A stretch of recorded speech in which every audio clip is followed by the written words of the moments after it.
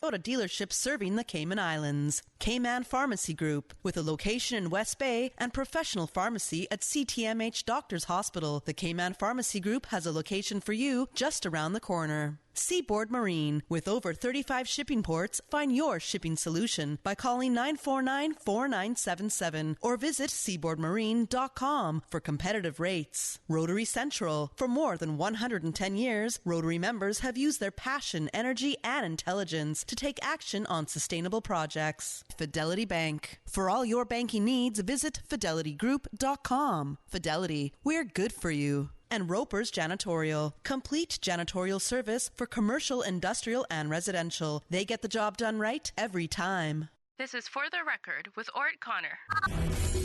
Coming to you live from Radio Cayman Studio. For the record. For the record. For the record. Hear from your government officials, independents, and the opposition on issues that matter to you. For the record. Engage in an open dialogue between residents and lawmakers. For the record. For the record. For the record.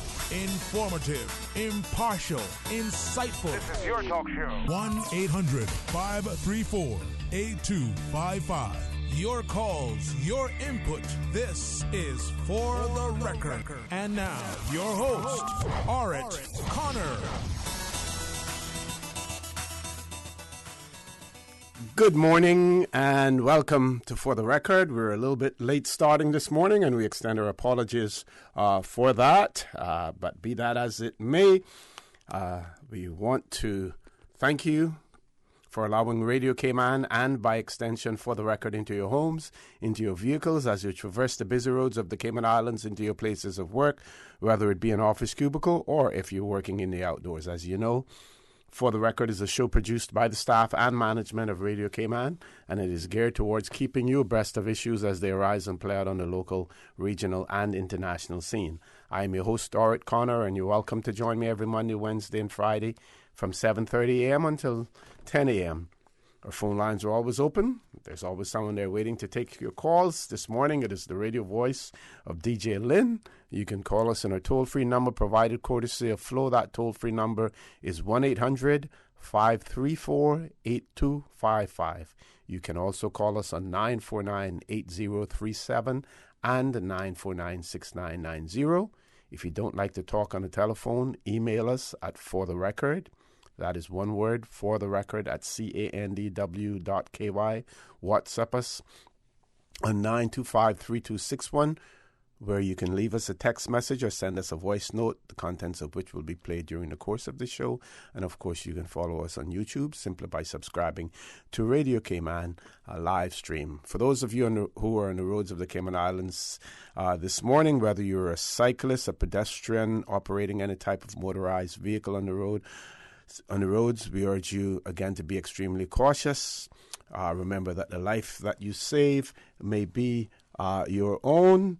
And in addition to that, I would also want to highlight the fact that the police, Royal Cayman Islands Police Service, they are warning drivers that if they have children in their vehicles, they want to ensure that they are properly strapped in their seats as well. So an extra precautionary measure that needs to be taken.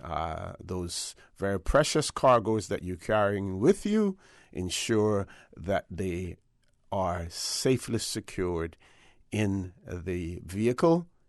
If they're at the age where a car seat is required, ensure that there is one provided for it as well. Remember, in the event of an accident, and if you are not secured with your seat belt, then you become nothing more than a moving object inside of the cars, inside of the vehicle, if the vehicle is involved in an accident and for some reason may even overturn as well. So Royal Cayman Islands Police Service has issued that warning, and they will no doubt be enforcing it as well. So don't cry that, I'm salt today. I'm really salt today. Must be my bad luck day because I didn't have my seatbelt or attached or my child safely secured. Ensure that it is done at all times. Today being Friday, it's the day that we have the official opposition in with us, and it is my pleasure to introduce to you none other than the Deputy Leader of the Opposition, MLA Mr. Alva Suku, also with us, MLA Mr. Christopher Saunders. Gentlemen, good morning. Welcome to For the Record. Morning, O.C., and great to be on here again. Morning to my comrade, Mr. Saunders.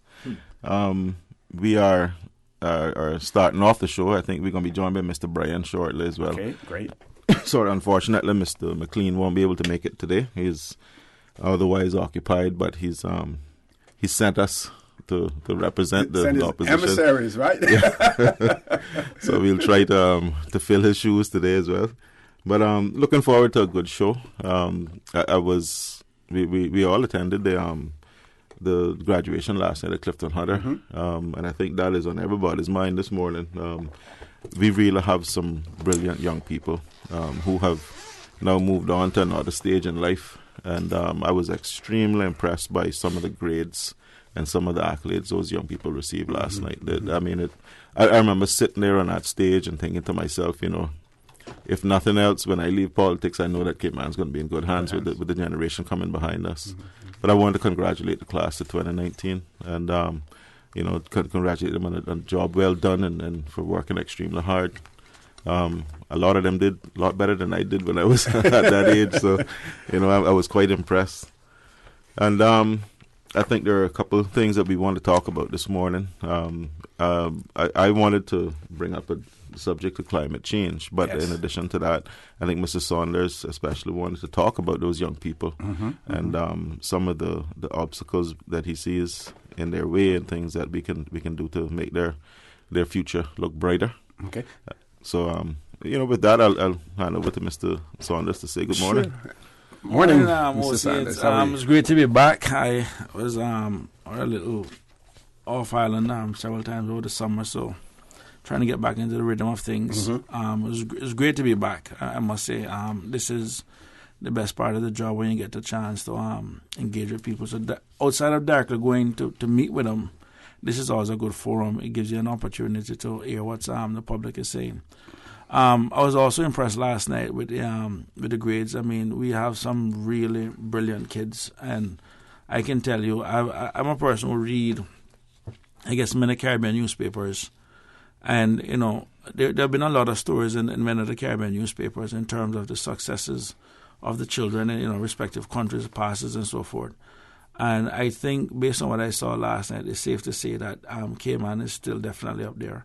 Despite people trying to put down our education system and our children and so forth, I can say that I got some level of comfort last night seeing what I saw.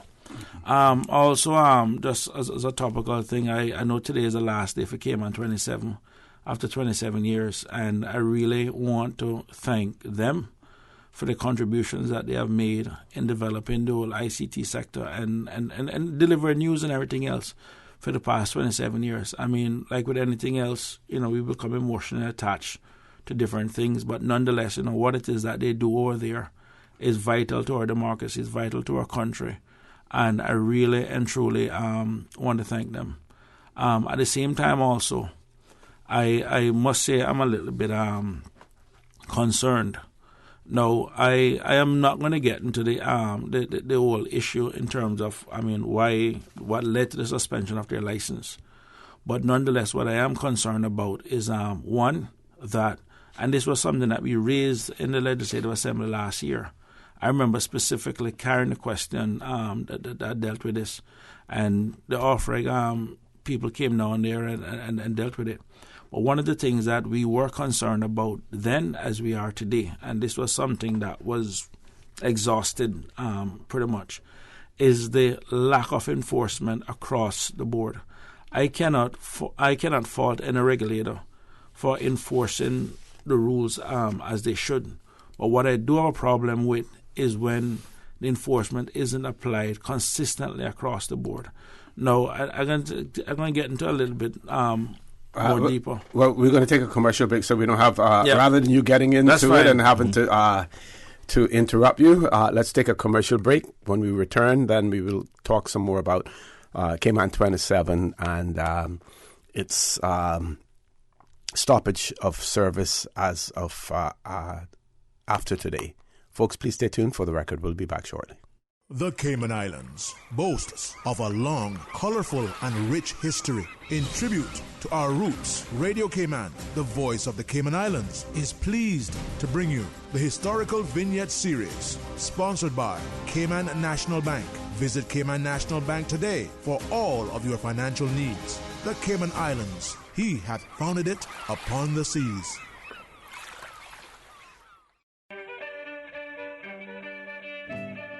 The sister islands of Cayman Brac and Little Cayman have long held a sense of independence and self-reliance while still maintaining a close relationship with Grand Cayman. Cayman Brac is named for its breathtaking 140-foot bluff, and Little Cayman is known for its tranquil nature and is home to the largest colony of red-footed boobies. Notable historical developments for the sister islands include being the first of the Cayman Islands to be seen by the Europeans, developing their own economy in the 1800s based on the sea and hawksbill turtle, building the prototype catboat, active entrepreneurs on Grand Cayman through the 20th century, and a strong support for the British, with half of the men serving in the British cause during World War II, and ardent supporters of a British link during the discussion on independence in 1962. Radio Cayman's historical facts vignettes are proudly brought to you by Cayman National, with branches on all 3 Cayman Islands. Visit Cayman National Bank today for all of your financial needs.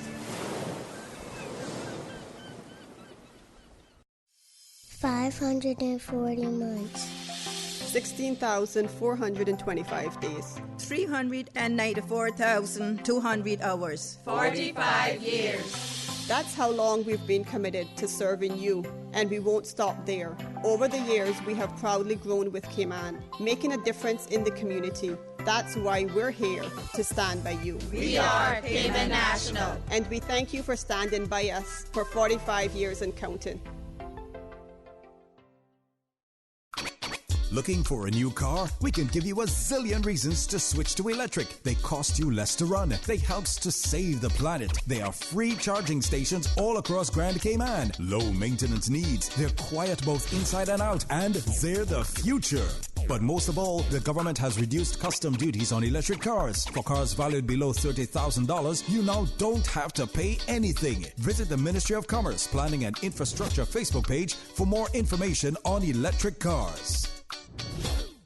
Do you know someone in the Cayman Islands that has made a significant impact to the diving or water sports industry, or an emerging star who is making a difference in the industry today? Nominate them to be recognized as a local honoree during the 2019 International Scuba Diving Hall of Fame. The deadline to submit is known on Friday, August 30th, so send in your nomination today. Visit www.nominatedive.com, complete the nomination form, and help us in the Ministry and Department of Tourism honor our Caymanians in this dynamic industry.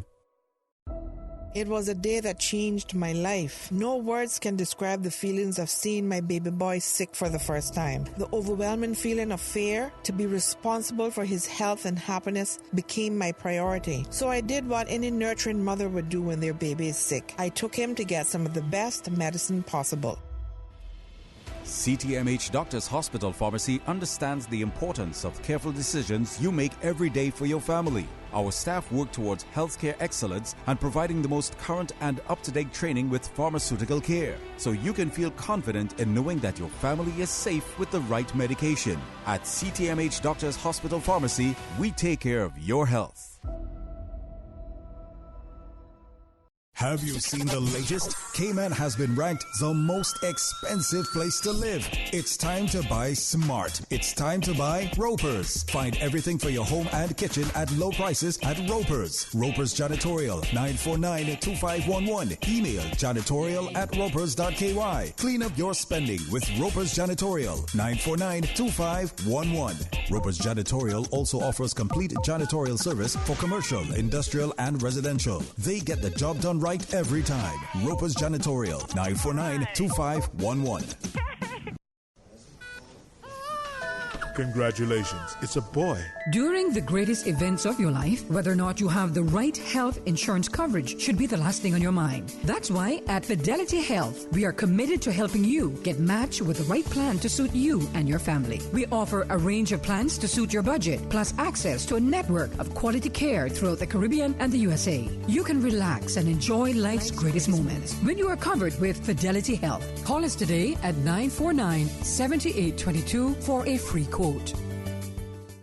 At Seaboard Marine, customers often ask us questions about their shipments. Hi, I'm thinking of buying a car from the States. Which port do you ship out of? Hi, we ship out of Miami, Houston, and Brooklyn. Just let us know your port of choice and we can provide you with a quotation and answer any questions you may have on insuring and protecting your vehicle during its journey. Shipping shore to shore, Seaboard. In 1996, Rotary Club Central led the way initiating a disaster fund to prepare and assist our community toward recovery. The Rotary Clubs of the Cayman Islands then expanded this valuable instrument, the Rotary Cayman Disaster Fund. Thereafter, Rotary District 7020, a group of 86 clubs over 10 countries in 16 islands across the Northwest Caribbean, grew this idea, the Rotary District 7020 Disaster Fund. Today, this Rotary Central idea has worked relief and recovery, assisting communities throughout this region. Rotary, with you before, during, and after. Rotary, connecting the world. I'm going to Vamp Motors to test drive the new 7-seater Rush. They have some really sweet deals going on now, not true? Yep, on SUVs. And they sweeten the deal by giving you a warm oven-baked cookie with each test drive. Better test drive more than one, just to be sure. Take a test drive for a sweet surprise this month at Vamp Motors. Test drive any SUV and receive a freshly baked cookie. It's our way of saying thanks for dropping by to check out our huge sale on every SUV in stock. Save up to $4,400 during Vamp's summer SUV sale. That's every SUV in stock on sale for thousands off or cash back. Sweeten the deal only at Vamp Motors, Walkers Road. System 1 loaded. 1-800-534-8255. What is on your mind when it comes to the government, independence, and the opposition? Issues that matter to you. 1-800-534-8255. Waiting to hear from you. For the Record. This is For the Record with Orrett Connor. Good morning and welcome back to For the Record.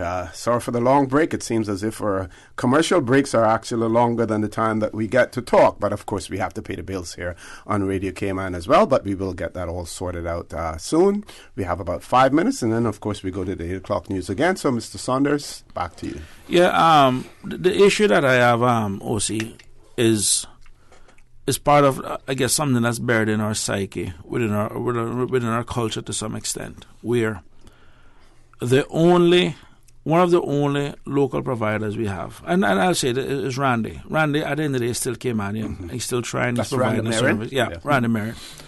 And to see in which this enforcement has gone through on Randy, and I'm going to read a section of a license, and we were able to get this information because last year, as you said, when we had raised this issue, an offer came there. They had an undertaking to send us the licenses for all the other providers. Mm-hmm. So we got an opportunity to go through it, And I'm going to read the license requirement for one of Cayman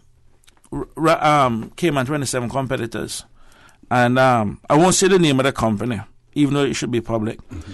The authority shall have the right to impose upon the licensee additional obligation concerning the Type 6 ICT service, which may include obligations pertaining to such matters as programming and content. The licensee agree that the authority shall have the right to impose obligation from time to time as are deemed advisable by the authority. The intent is for the licensee to have similar but not necessarily identical obligation as any other licensees offering a Type 6 ICT service. And this is important now. Mm-hmm. At a minimum, these obligations shall involve the following. A. Any customer wishing to receive the licensee's public television service shall be provided such service either via wireline or broadcast technology within a reasonable time frame and at no cost to the subscriber. This includes all manner of device required to provide service into the subscriber premises. B. Program content shall, at a minimum, be 20% local content, which shall include such items as local talk shows, educational, cultural, and religious programming, live sporting events, government information services, and live coverage of the proceedings of the legislature. C. Public television service shall involve programming offered 24 hours a day, 7 days a week, 365 days a year. This is one of Cayman's 27 competitors with very deep pockets. And when I say the Type 6 license, because everyone who's basically providing TV services has a Type 6 license. Okay. So the question is this then. We have, and again, part of the research in terms of when we had filed a question and going back and forth with the Premier and members of the OFREC on this issue, is that we had found that even in places like the UK, some subscribers or some providers, would actually give their the free boxes to the customers to access those free TVs. So we do accept that there's some level of the technology of change in terms of trying to blast something or transmit something over the air. But at a minimum, they were still making boxes available in the homes.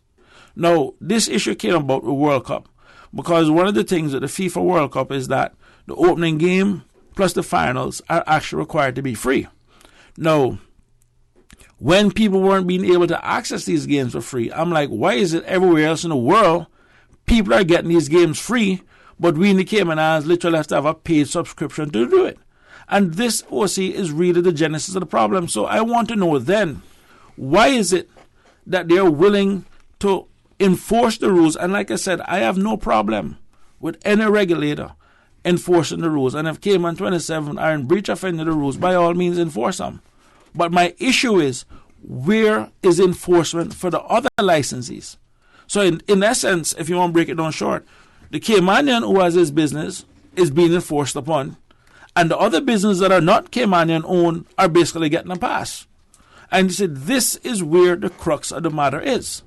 You have got to be consistent. And in fact, I'm not going to get into the old issues back and forth, but these are the questions that I have for both OFREG and for the government.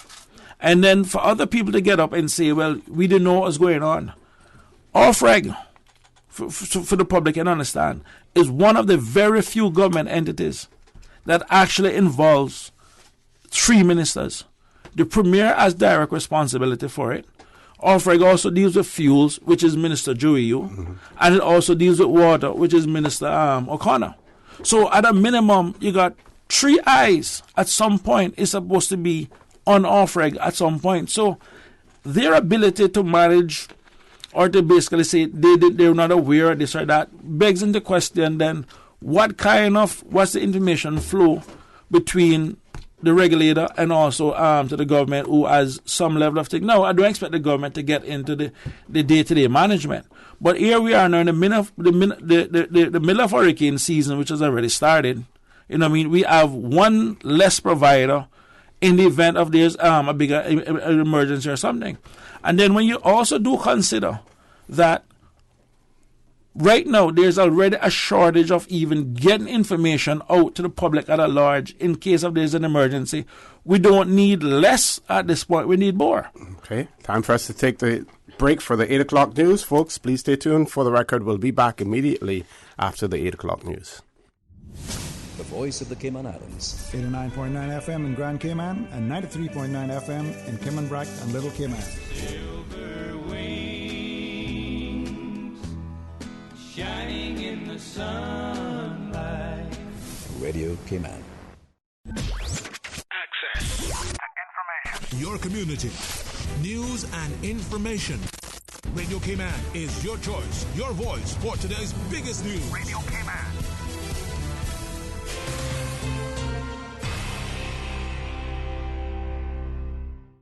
With your latest news, I'm Carsley Fuller. 5 Cayman Airways flights are canceled after a private plane is forced to abort takeoff in the Brac on Thursday. The Cayman Islands Airports Authority says there was a, quote, incident with a departing private aircraft at Charles Kirkconnell International Airport at approximately 11:40 a.m. The aircraft takeoff was, quote, aborted safely and there are no reported injuries. Runway operations at CKIA were suspended while crews worked to clear the plane, leading to the cancellation of 5 Cayman Airways flights between Grand Cayman and Cayman Brac.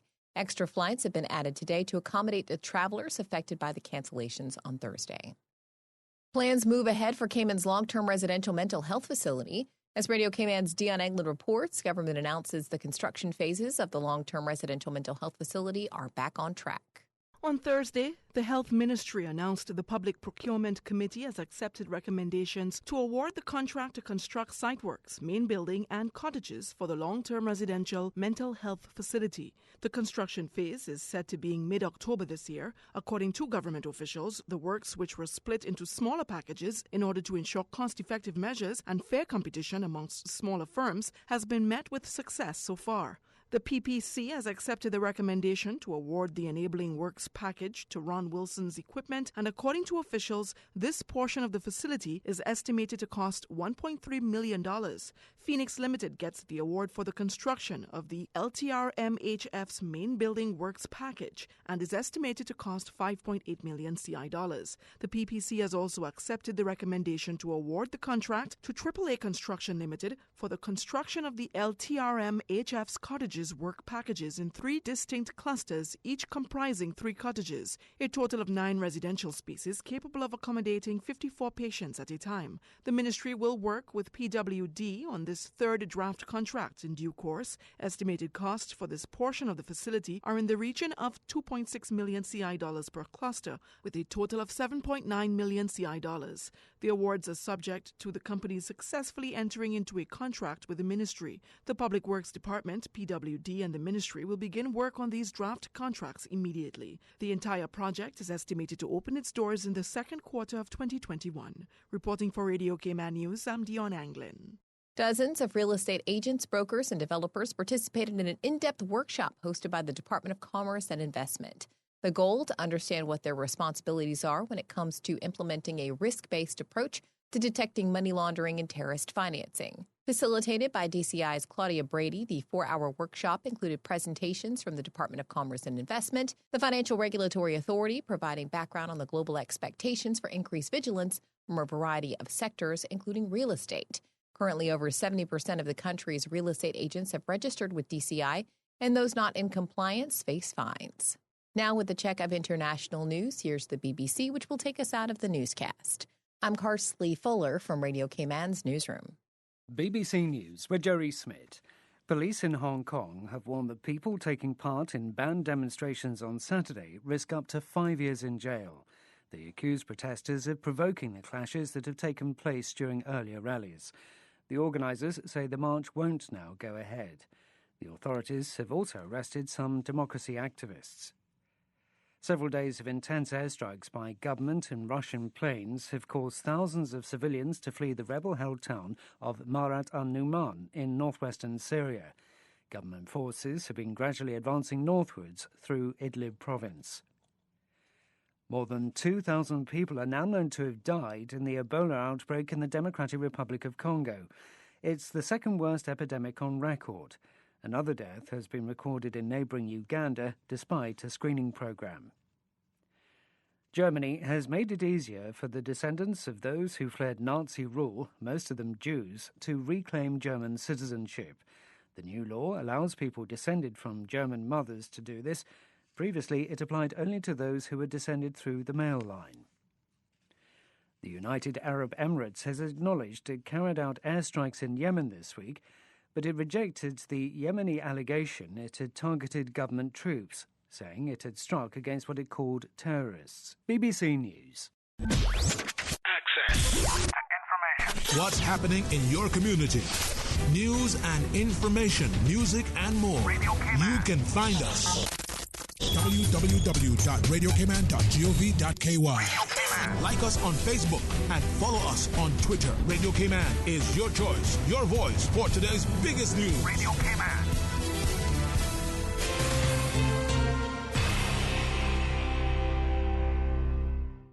It was great catching up with you. I've got to go pick up my prescription at Healthcare Pharmacy in Grand Harbour. But you live in West Bay. Do you know you can go to Healthcare Pharmacy in Governor Square, their second location? Really? Yes, and if you go to healthcarepharmacy.ky, you can refill and transfer your prescriptions online and collect at either location.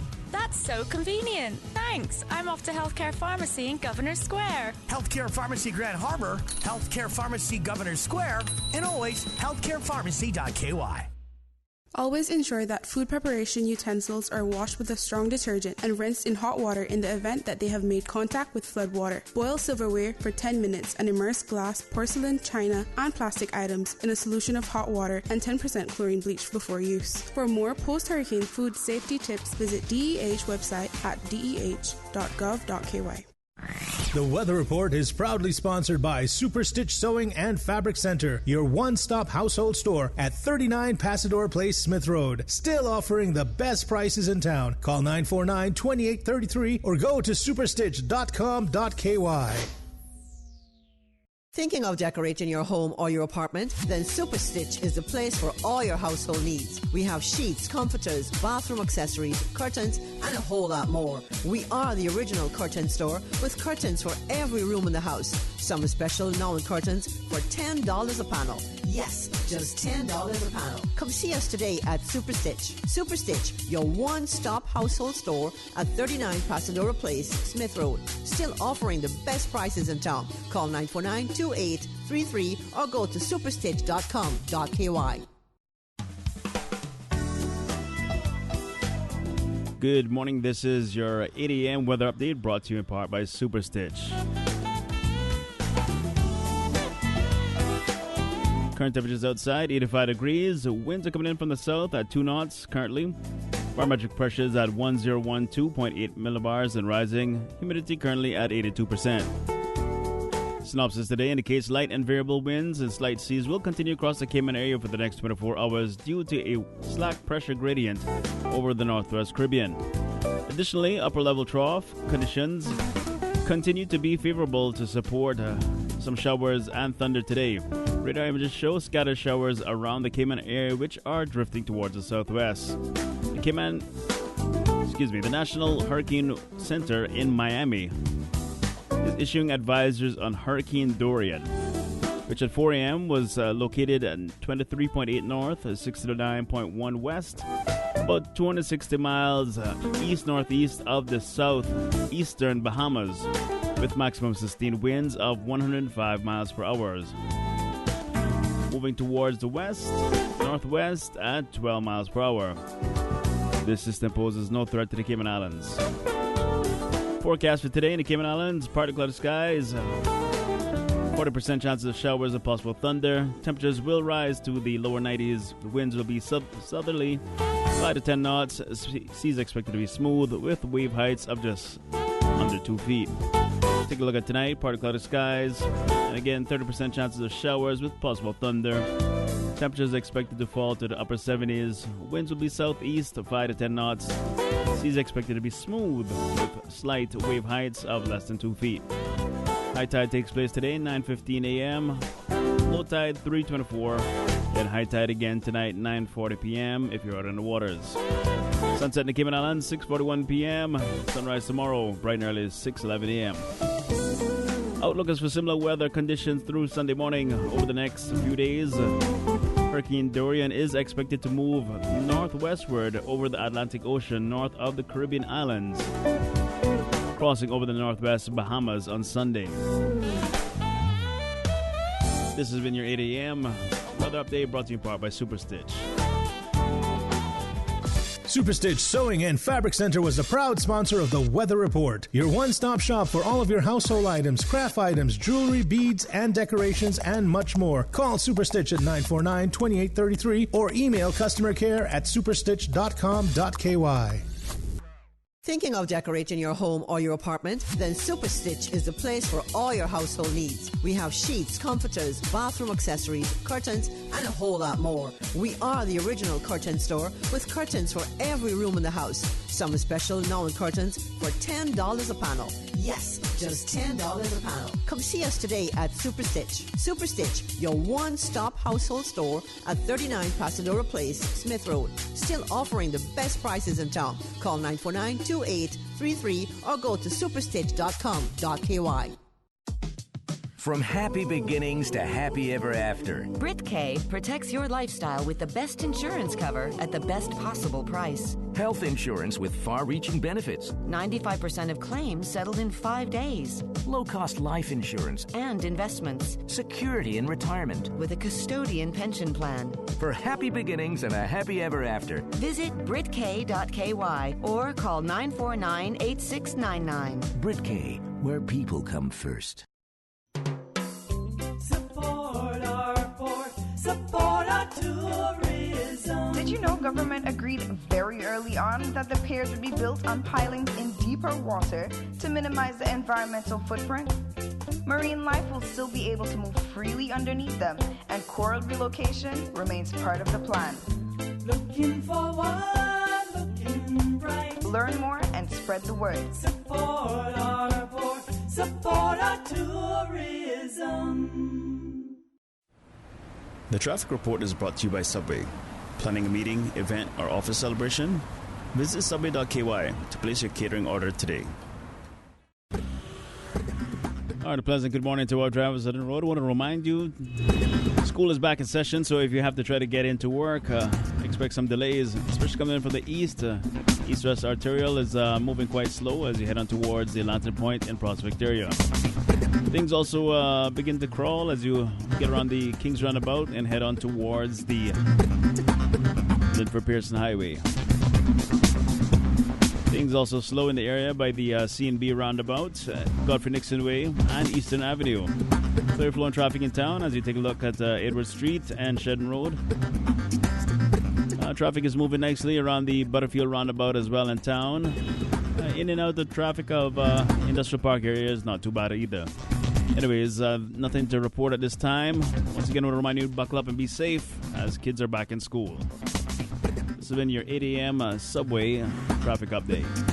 Introduce yourself to the Fresh Fit 6-inch Whey at Subway. That's 7 subs that have 400 calories or less. These are healthier choices made with fresh options, making healthy delicious. Choose from roast beef, the Subway Club, or Veggie Delight. There's oven-roasted chicken, turkey breast, black forest ham, and sweet onion chicken teriyaki. With 400 calories or less and loaded with flavor, enjoy the Fresh Fit subs at Subway. Available island-wide and 24 hours a day at Anderson Square and Centennial Towers.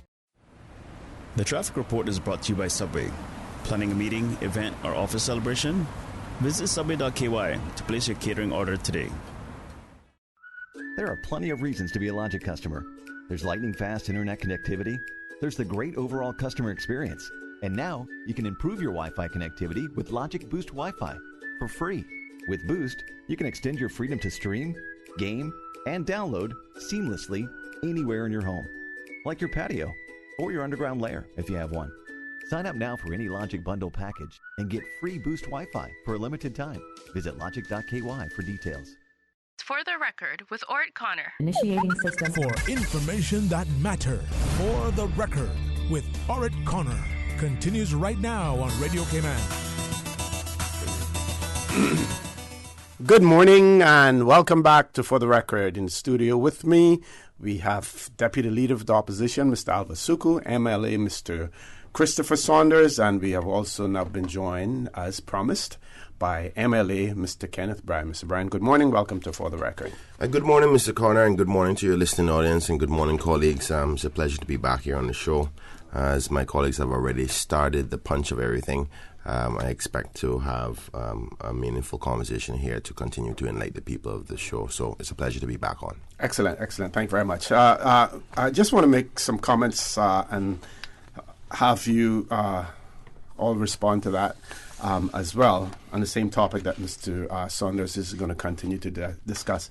Since yesterday, this whole episode with Cayman 27 appears to be being played out in the court of public opinion as opposed to our law courts here in the Cayman Islands. We see, practically any decision made by any government is challenging, can be challenged. We see in the UK, for instance, despite the decision through royal prerogative, the Queen has agreed with the advice given to her by her Prime Minister to suspend Parliament.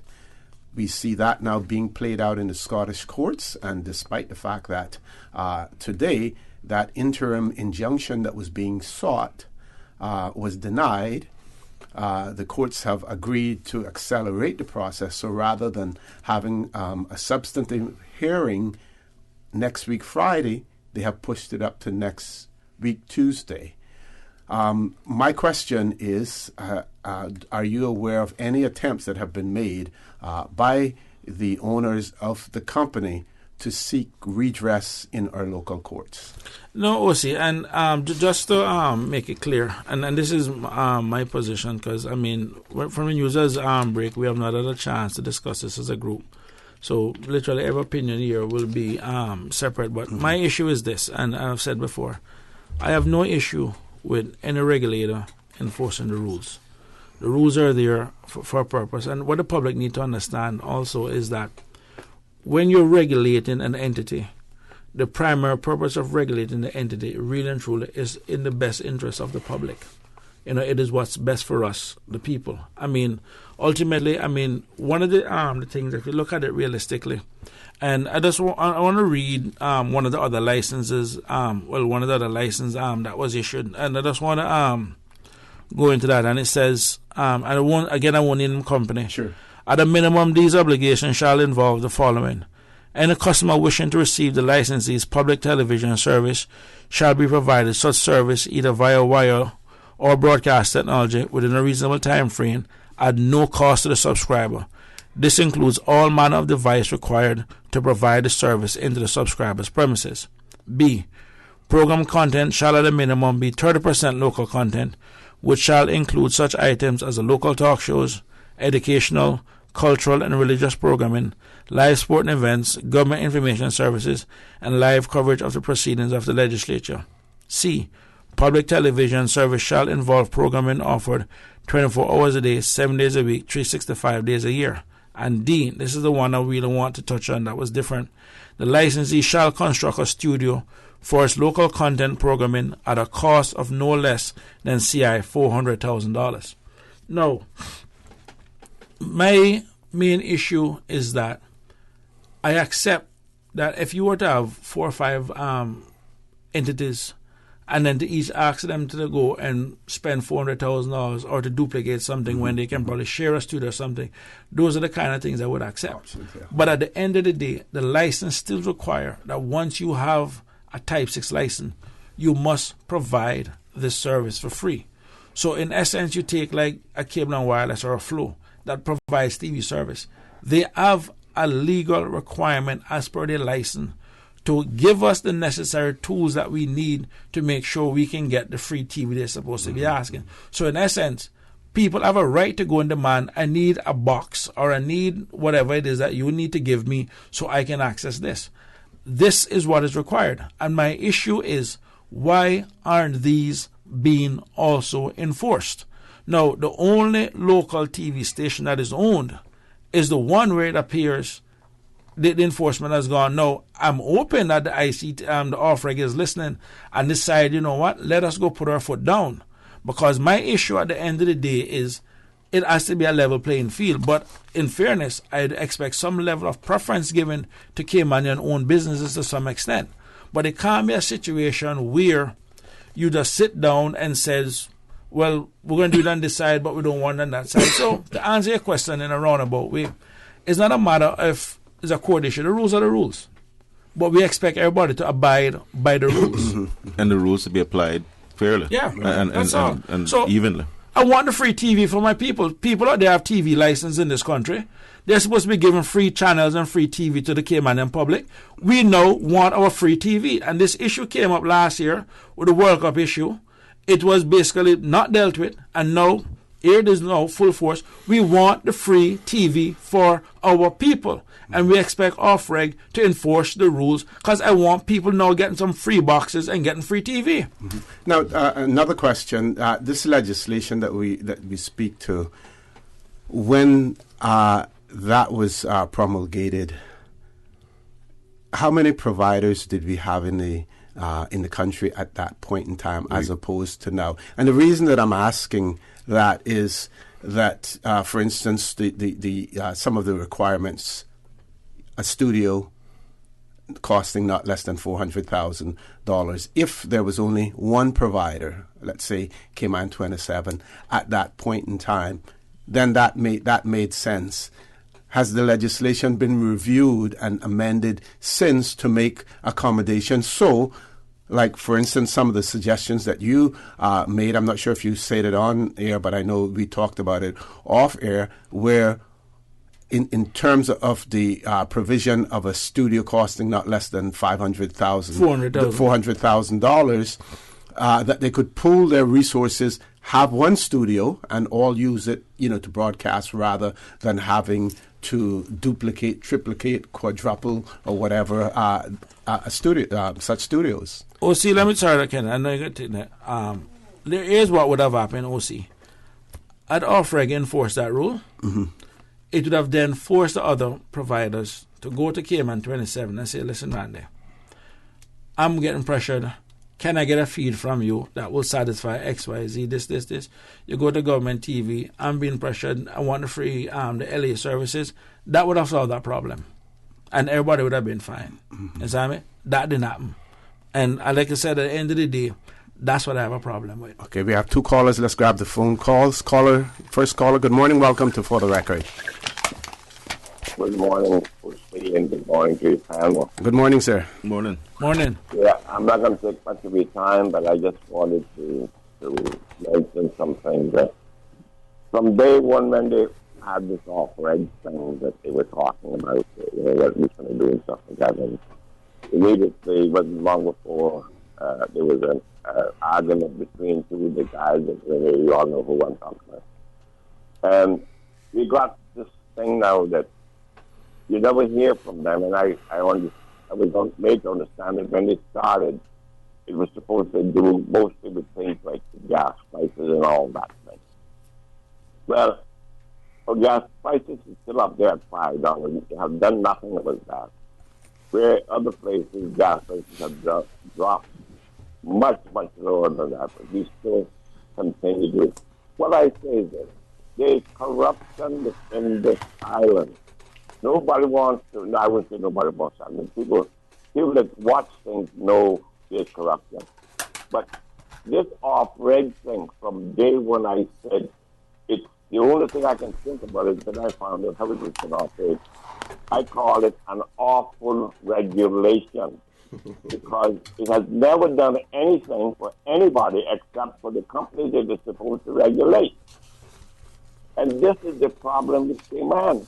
We put these people in, and a lot of the people that we see that are in charge of this thing are foreign nationals. They're not Caymanians. And that's, gentlemen, why do we always got to get somebody from someplace else to come in and be in charge? We got Caymanians that regulated stuff and did things over there when we had, Mr. What's his name there, the charge of the gas and things like that. I mean, we were doing good. Prices would drop every once in a while. All I'm going to say is this, gentlemen. The thing is that is happening in Cayman. We have let people who come here to get rich be in charge, and they do what they feel like, and we give them. We don't regulate them. Gentlemen, continue to do what you're doing. I'm glad that you're making all this stuff public because most people don't know what's going on behind the doors. God bless you all and continue to fight for Cayman. Thank you very much, caller. We're going to take the other caller, but I just want you to bear one question in mind and so that we can respond to that caller. As far as Off-Reg is concerned, the chairmanship, if there's a managing director of Off-Reg, whether or not they're Caymanians. Well, most of the people who work for Off-Rig are Caymanians. So. Exactly. Yeah. I just want. Next caller. Good morning. Welcome to For the Record. Good morning, gentlemen. Good morning, sir. How are you? Okay. Speaking about Cayman 27 and 4 people in Off-Rig, I hear people from the opposition. There, Ms. Juliana O'Connor from the PPM, fighting against Off-Rig and the decision they have made with Cayman 27. Who is that? You all should get together and fight against Off-Rig for allowing them every year to raise our CUC bill. That's what you all need to do. Thank you very much. Thank you very much, caller. Comments, gentlemen? No, I have no comments. I'm not going to respond to what he said. I don't know. Anyway. But I want to another narrative. I'm not sure if my colleagues have covered this narrative. But as a former journalist myself, there's a bigger concern about what is transpiring that I think we're not looking at long term.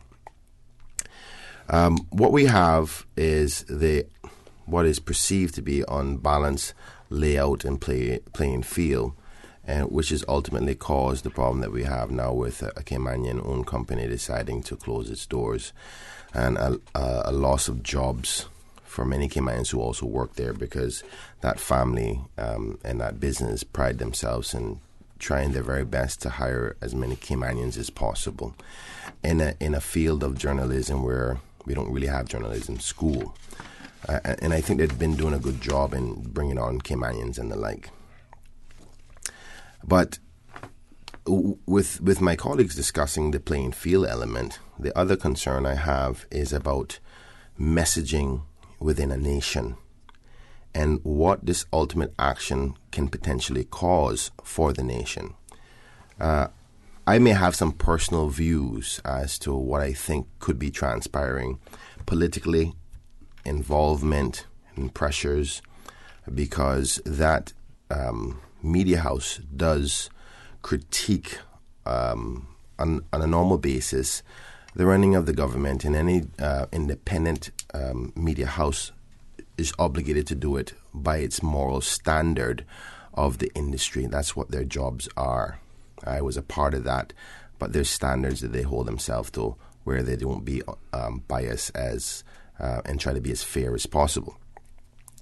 With this only TV media house in the Cayman Islands now being lost, what I am most worried about, and I'm not going to talk about what I think politically is happening to that company, but what I'm worried about is if this TV provider is lost, then that becomes no longer any TV, video, media journalism in the whole country.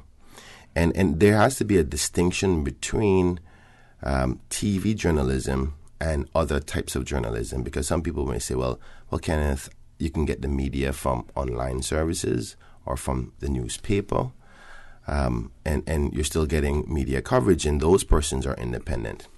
But we also have to look at the lay of the land of the persons we have in our society. There's still a large amount of people who can't read.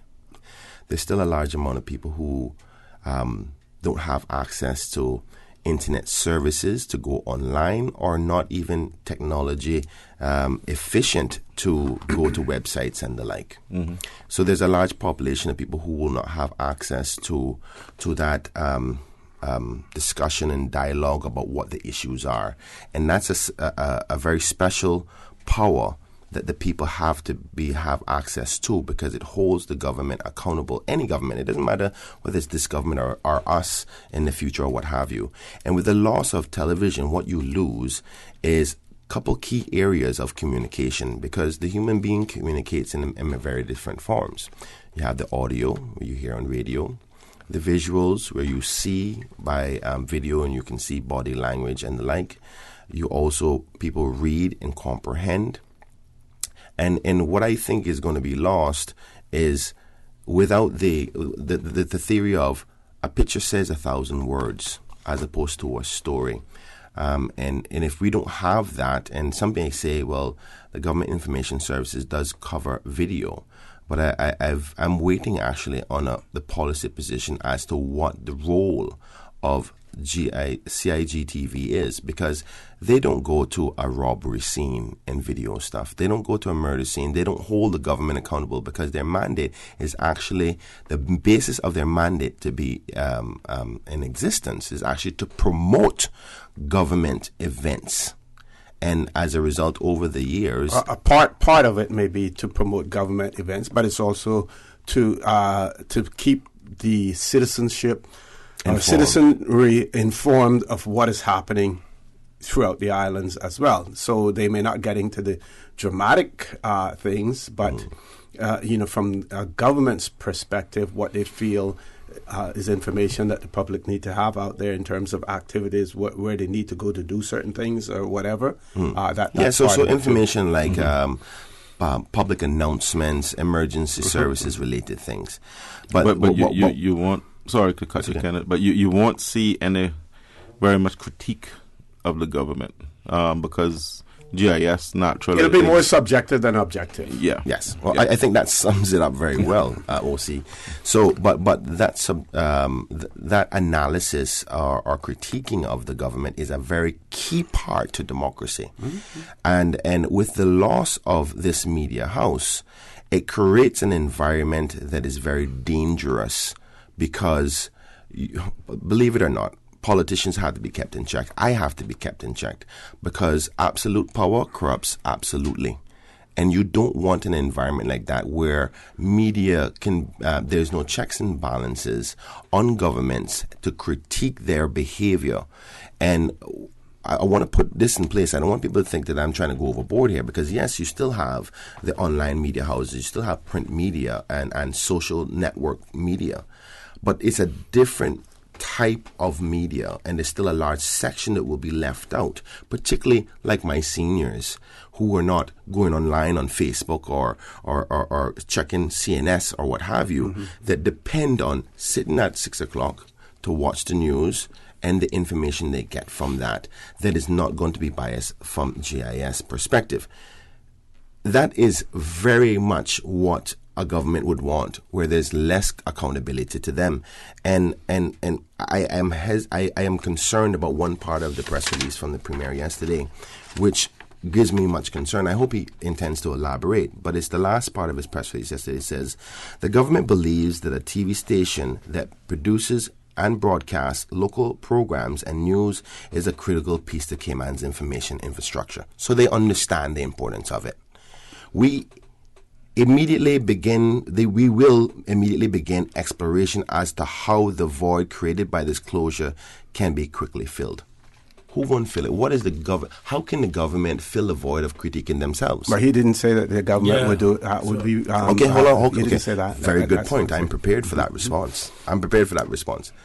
So if the government isn't going to do it, and we've already established that the market, the question you asked me earlier, the market is not sufficient enough for any one licensee, once you have multiple licensees, to afford to do this. So what is the solution? When they've been told what the solution is over 7 years ago. And what that solution was? Just like what my colleague just said, mandating all of them to work together to cover the cost because the market is too small. Now, it's again another policy decision that made a ripple effect. But I'm not sure that solution was pointed out to them. Sorry, Mr. Saunders made that suggestion. No. Allow me to please allow me 1 second. Go right ahead. I was a journalist with Cayman 27 when the lovely lady Miss April Cummings was the director. From before they knew that there was going to be a policy decision to allow more licenses. Before it even happened, the fear of what that would mean to share up the market and less money is coming in and to be able to afford news was told to the even UDP government at that time. Once the change happened in 2013, they met with the Honorable Premier about the same concern. I was even involved in it because I was running with PPM and said, Kenneth, please help explain the media part of it because they weren't quite getting it. I've spoke with the government and said, listen, these areas, and try to explain them from a media perspective, the cost and all that. So there's no getting out of them not knowing. They've known for over close to 8 years now. So again, they've created a policy for an environment for a company to eventually sink itself. And I think everybody can agree that this is very a perfect environment for the government because it's less critiquing of them. And that's my concern. Okay. We have 4 callers. Let's see if we can grab 2 callers before we go to our break at 8:40. First caller, good morning. Welcome to For the Record. Hello. Good morning, caller. Go right ahead. Good morning to your panel, and good morning, Mr. Connor. Morning. Morning. Good morning to your listening public. I just got something very short to say, and it's really simple. We have a very essential part of our broadcasting media that is at risk, obviously closing down today. I think that's been made very clear by the owner. And quite frankly, I just think that, this pile of talk is just getting very frustrating. Listen, doesn't matter who the government is, doesn't matter who's opposing the government, it doesn't matter anything. Listen, we have an issue, we need to fix it. It's very simple. When the Premier made decisions to do certain things against the better judgment and advice and a bunch of stuff, he did those things, he suffered the consequences, whether they were good or bad. This is one of those things, Mr. Premier. Nobody not looking at you from a political lens or a microscope. Just fix the problem. You can do it. You got the power to do it. Just stop all the talk. No need for all of this. Why this? Why that? Listen, News 27 is closing down because of Orrett and his inability to have a fair playing field across the board. And that's the reality of it. Of all the people at Orrett should be ashamed of themselves. And we just need to fix the problem. Why are we talking? This is the problem we're having in this country. You know something? For the government to do something for Caymanians, why it got to be so hard? I mean, they've been over back ways for the last 50 years, legislating laws and PR and statuses and all these different things to make it easier for people to come to our shores and live the best life they ever had while trampling the Caymanian people. Listen, man, just pass one law for us. That's all we're asking, Mr. Premier. Thank you, guys. Thank you very much, caller, for that. Let's grab one more caller before we go to the break because we have had four on hold. Sorry. Next caller, good morning. Welcome to For the Record. Caller, good morning. Welcome to For the Record. Good morning. Good morning, sir. Yes, I would like to just to voice my opinion on certain things that's going on in this island, and based on while we're talking about everything else happening, we need to also pay attention to what the UC is actually doing in the way they are operating also. Mm-hmm, yeah, another caller mentioned that already this morning, yes. This is a different thing.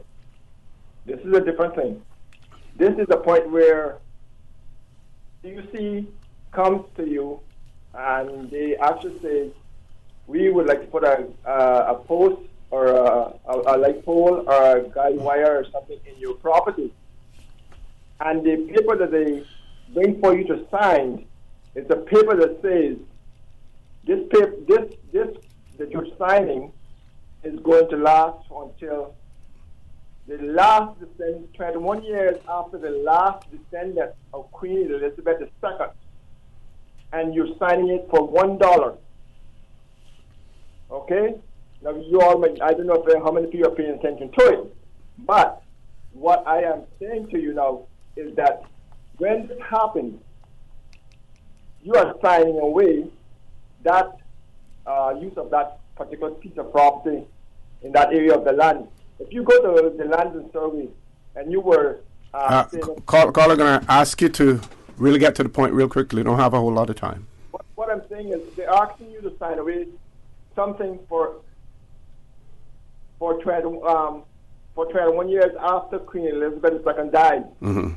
The last ancestor of Queen Elizabeth. Now, what I say, this is making their value in Cayman Islands very, very great. They can turn around and sell that company, and that's still told. So what I am telling you is that when they up prices on everybody, they're doing it at our expense, and they only giving $1. They're only giving $1 in compensation for the signing of the contract. $1. Got you, caller. Want to thank you for those comments. We still have 2 callers on hold. We're going to say to those callers, we're going to a commercial break. If you can, hang in there. If not, you may want to call back. Folks, please stay tuned. For the record, we'll be back shortly. Hey, are those new glasses on Will? Yeah, we went to Optical Outlook. Wham, bam, easy exam. Finally, an exam he could pass. And we had the glasses the next day. Easiest part of our back-to-school shopping for sure. Book your child's eye exam today at Optical Outlook. Call 746-2020. Get half off a complete pair of glasses with any student's eye exam now until August 31st. Come see the difference with Optical Outlook, located in Caymanian Village. Terms and conditions apply. I'm going to Vant Motors to test drive the new 7-seater Rush. They have some really sweet deals going on now, not true? Yep, on SUVs. And they sweeten the deal by giving you a warm oven-baked cookie with each test drive. Better test drive more than one, just to be sure. Take a test drive for a sweet surprise this month at Vant Motors. Test drive any SUV and receive a freshly baked cookie. It's our way of saying thanks for dropping by to check out our huge sale on every SUV in stock. Save up to $4,400 during Vant's summer SUV sale. That's every SUV in stock on sale for thousands off or cash back. Sweeten the deal only at Vant Motors, Walkers Road. Have you seen the latest? Cayman has been ranked the most expensive place to live. It's time to buy smart. It's time to buy Ropers. Find everything for your home and kitchen at low prices at Ropers. Ropers Janitorial, 949-2511. Email janitorial@ropers.ky. Clean up your spending with Ropers Janitorial, 949-2511. Ropers Janitorial also offers complete janitorial service for commercial, industrial, and residential. They get the job done right every time. Ropers Janitorial, 949-2511. In 1996, Rotary Club Central led the way initiating a disaster fund to prepare and assist our community toward recovery. The Rotary Clubs of the Cayman Islands then expanded this valuable instrument, the Rotary Cayman Disaster Fund. Thereafter, Rotary District 7020, a group of 86 clubs over 10 countries in 16 islands across the Northwest Caribbean, grew this idea, the Rotary District 7020 Disaster Fund. Today, this Rotary Central idea has worked relief and recovery, assisting communities throughout this region. Rotary, with you before, during, and after. Rotary, connecting the world. Have you seen the latest? Cayman has been ranked the most expensive place to live. It's time to buy smart. It's time to buy Ropers. Find everything for your home and kitchen at low prices at Ropers. Ropers Janitorial, 949-2511. Email janitorial@ropers.ky. Clean up your spending with Ropers Janitorial, 949-2511. Ropers Janitorial also offers complete janitorial service for commercial, industrial, and residential. They get the job done right every time. Ropers Janitorial, 949-2511.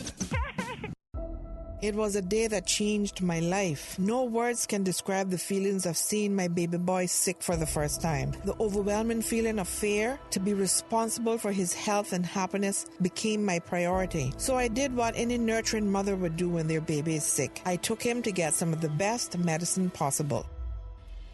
CTMH Doctors Hospital Pharmacy understands the importance of careful decisions you make every day for your family. Our staff work towards healthcare excellence and providing the most current and up-to-date training with pharmaceutical care, so you can feel confident in knowing that your family is safe with the right medication. At CTMH Doctors Hospital Pharmacy, we take care of your health.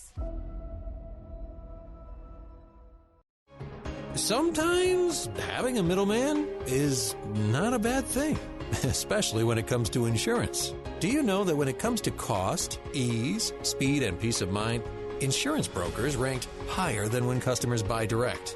So, for all your insurance needs, call Fidelity Insurance. We're the middleman you want. Call us today at 949-7822. Fidelity. We're good for you. Ladies and gentlemen, boys and girls, it's back. And this year, it's bigger and better than ever. The Lions Club of Grand Cayman presents PACE, the 8th annual Delano Hislop Memorial Journey for Life, 5K walk, 10K run, and introducing the all-new 15K ride event. That's right, parents, kids, young and old. Come out on Sunday, September 22nd at the all-new starting location at the all-new Jasmine Building, adjacent to Coconut Joe's parking lot. Also, participants who raise the most funds can win one of our 3 grand prizes: $250 for third place, $500 for second place, or the $1,000 grand prize. Other random prizes will be available on site. So Cayman, it's time to get active. Sign up today at caymanactive.com/pace. Be a part of the 5K walk, 10K run, and the all-new 15K ride event.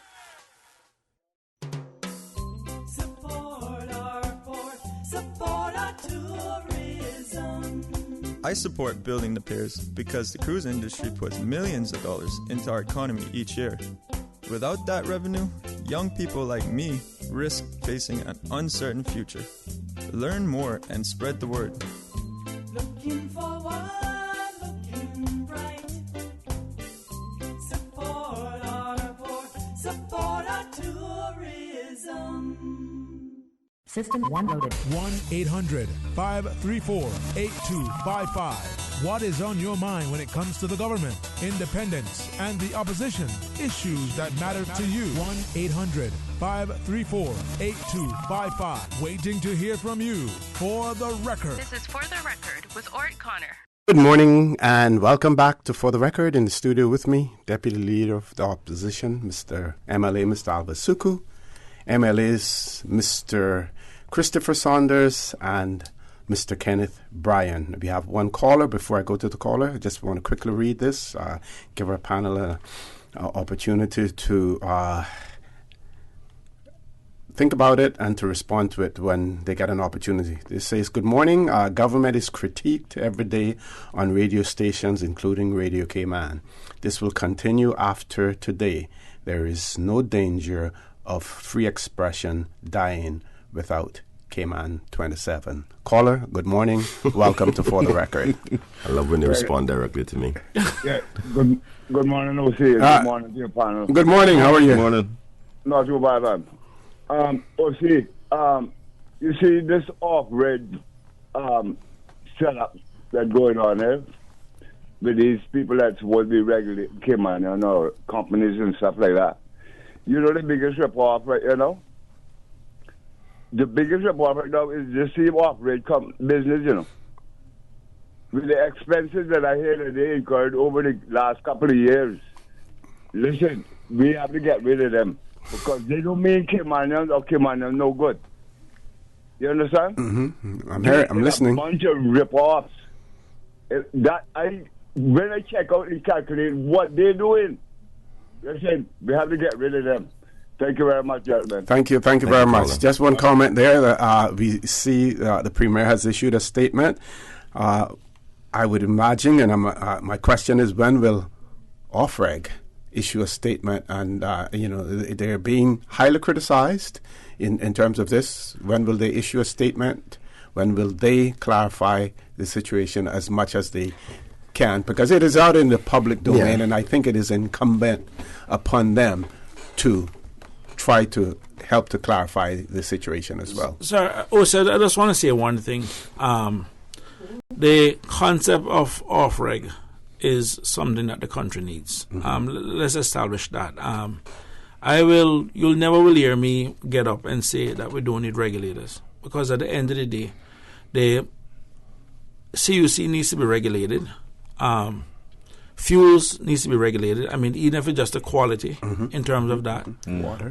Water needs to be regulated, again, in terms of quality. And telecoms, where I fall down in this process, and I guess in my situation, having worked at both cable and wireless and Digicel, and having an idea, and having dealt with ICTA back then, which is the entity that we had to deal with, and understanding how it works. My issue is the part that comes into the public. For example, I look at some of the rates that we're paying for, like broadband.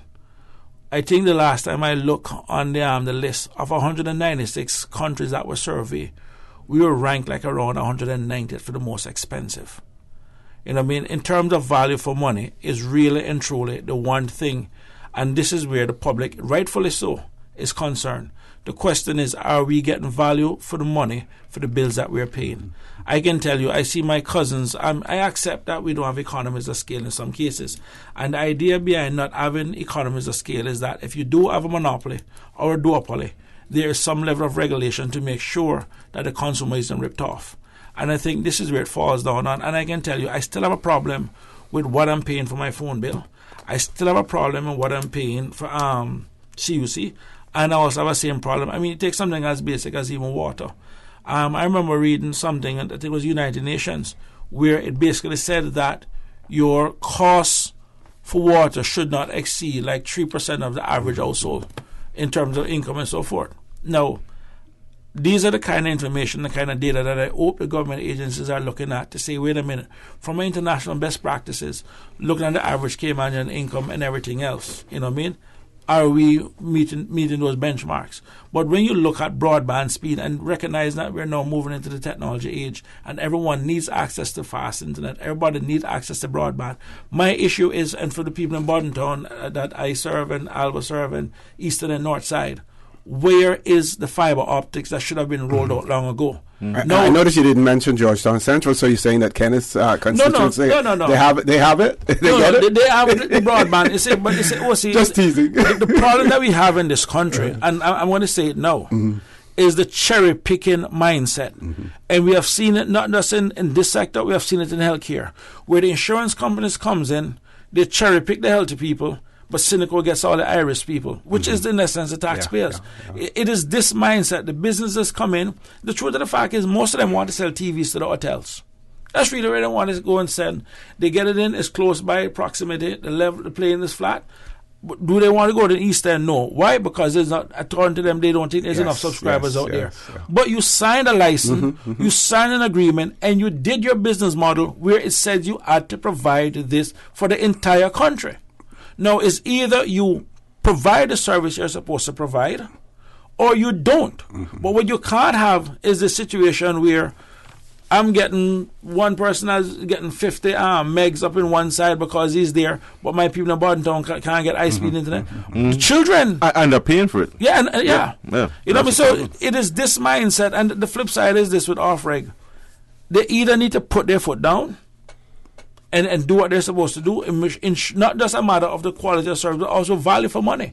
And I can't say in good conscience that what I'm paying for my phone, what I'm paying for my utilities, I am getting value for money. And you can't understand what you're paying for either, because those bills, you need a Philadelphia lawyer to understand them. But not only that, there's also an ongoing obligation to provide the same level of services to the sister islands. That's not being met. Nobody's meeting that. Can it? Oh, see, I just want to clarify 3 points, if you allow. Two callers back, or one caller and one comment. Caller said that government can just deal with this by the fixing of the fees. I think it's important that we understand the dilemma that Cayman 27 is in. It's not only about the fees that they're obligated to pay, but the problem that the market does not facilitate the production of a good TV media platform for the country once there's so many licensees within the market. So even if government was to waive those fees, it's only a matter of time before we find ourselves in the same problem. Matter of fact, they would still have to subsidize it because it's a losing venture, right? So that's one point I need to make clear. I'm also concerned about the timing of this and the notice for September 1st. I suspect that by the first week of September, we're going to hear from the elections office that the signatures have been verified enough to trigger a referendum. And you can only suspect, and I think everybody in the room will agree, that once that is triggered, all sides and different views are going to go out on a serious marketing campaign about what people should do. Vote for it, against it, it's not good, whatever they may take that position on. If you take out the one independent television network opportunity, the only one that will be running is CIG TV. And I can promise you this. The CPR group or anybody who opposes this plan will not have the opportunity to air any position against the port on the Cayman Islands government TV station. So, should I be suspicious about the timing of this? I think there's grounds for suspicion. I can't prove that, but it does look suspicious. And marketing is going to be a key element to the discussion about this point. The other fact that I think a comment was sent to you by text about there will be no less critiquing of the government by the loss of Cayman 27. My point was rather clear. Of course, there will be continued critiquing, but we have to look at the different segments of our society and how people communicate and digest information. Some people digest it by technology, by their phone. Some people read by the paper. Some watch TV. Now, if you take away one segment of that society and there's no data to prove exactly how much it is or how little it is, so could it be that our society, particularly of Caymanian voters, what if we said that we had a study to show that 25% of our society depends on television for their media content intake? Would it be a serious problem for this country to no longer have an independent viewpoint via TV? Would that be an issue for that person that texts? I think it would be a serious issue if 25% of our society is not getting data that is independent viewed, as opposed to the only media that they will be allowed to have at that stage is CIGTV, which we know is biased, rightfully so. Let's see if you can grab one caller before we go to the 9 o'clock news. Caller, good morning. Welcome to For the Record. Good morning to you, OC, and good morning to your panel. Good morning, ma'am. Good morning, ma'am. And I'm glad to hear that you all are back again. I hope you enjoyed your little break, because we got so much concerns of what's happening in this island. So every time you come on to Radio Cayman, we're going to bawl it out to you, and so you can get ready for it. Yes, ma'am. But I tell you one thing: it is so much going on that should concern the Caymanians, especially the Caymanians. And I would like to know. I don't get Cayman 27, but I would like to know, how many Caymanians are they talking about that would be out of a job? Now, one Caymanian out of a job is one too much. But I understood that they have a lot of expatriates working or was working for that company. And off-reg, not going to be able to get it together until they stop fighting with each other, which we all seen in the paper. They need to stop it, because it's a disgrace. We depending on them to regulate these things, and they're fighting each other. I agree with a previous caller. We need to get rid of people like that, not because their name is so-and-so and so-and-so. Get people that can do the job without fighting and going on. That's all I have to say for this morning, and I wish you all a pleasant day and a pleasant weekend to you and your families. Thank you very much, caller, for that. Top of the hour. Just a quick question. The majority of staff there are Caymanians. I think we, and Mr. Brian pointed that out before as well. Top of the hour. Headline news at 9 o'clock. Folks, please stay tuned. A conversation with Deputy Leader of the Opposition, Mr. Alva Suku, MLA Mr. Kenneth Bryan, and MLA Mr. Christopher Saunders will continue after headline news. Continuing the Caymanian tradition. Let Cora keep my ground so clean. The heart and soul of the Cayman people. Thank you for keeping the culture alive. Let's read the news every day. From East End to Georgetown, down into West Bay. Radio Cayman in the Cayman Islands. Radio Cayman. Radio Cayman's newsroom. These are the biggest stories right now. An incident at the Cayman Brac Airport leaves people stranded Thursday afternoon. The Cayman Islands Airports Authority says an aircraft, quote, aborted safely with no injuries around 11:40 a.m. on Thursday, prompting Cayman Airways to have to cancel 5 flights that afternoon. Extra flights have been scheduled for today to accommodate those passengers. Several prominent Hong Kong democracy activists have been arrested in less than 24 hours amid a police crackdown. Joshua Wong and Agnes Chow of the political party Demasisto were arrested today for illegally organizing a protest before being released on bail. They were among 900 people arrested since the protests began in June. And security forces in Indian-administered Kashmir have been accused of carrying out beatings and torture in the wake of the government's decision to strip the region of its autonomy.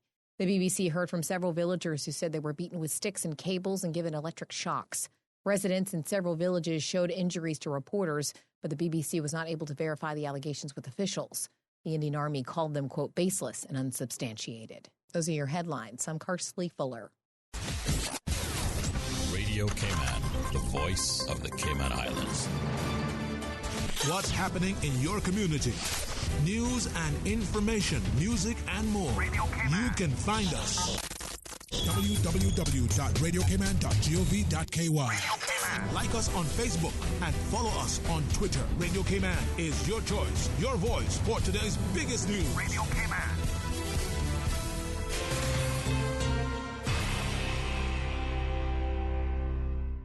At Seaboard Marine, customers often ask us questions about their shipments. I have various items coming from different suppliers that I need to ship to Cayman. Do you offer consolidation? Yes. Seaboard Marine offers consolidation for full and less than container loads. We can hold your packages at our Miami warehouse until everything arrives and ship it all in one go. And we have the best rates to Grand Cayman.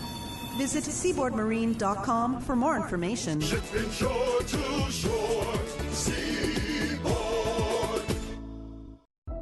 It was a day that changed my life. No words can describe the feelings of seeing my baby boy sick for the first time. The overwhelming feeling of fear to be responsible for his health and happiness became my priority. So I did what any nurturing mother would do when their baby is sick. I took him to get some of the best medicine possible. CTMH Doctors Hospital Pharmacy understands the importance of careful decisions you make every day for your family. Our staff work towards healthcare excellence and providing the most current and up-to-date training with pharmaceutical care, so you can feel confident in knowing that your family is safe with the right medication. At CTMH Doctors Hospital Pharmacy, we take care of your health. At Logic, we make things better for our customers. It's why we're offering free Boost Wi-Fi. With Boost, you get improved Wi-Fi connectivity everywhere in your home, so there's no more dead zones. The only people we're not making this better for is parents. Because now with seamless Wi-Fi in every room in your home, go to your room isn't really the punishment it used to be. Sorry about that. Sign up now for any Logic Bundle package and get free Boost Wi-Fi for a limited time. Visit logic.ky for details. For the record, with Orrett Connor. Initiating system. For information that matters. For the record, with Orrett Connor. Continues right now on Radio Cayman. Good morning and welcome back to For the Record. In the studio with me, MLA Mr. Christopher Saunders, MLA Mr. Kenneth Bryan, MLA and Deputy Leader of the Opposition, Mr. Alva Suku. We have one caller. Going straight to the phone lines. Caller, good morning. Welcome to For the Record. Good morning, Mr. Moderator. Another good show. Good morning, sir. Morning, my brother. And good morning to the gentlemen that are there. Morning, Good sir. morning, good morning.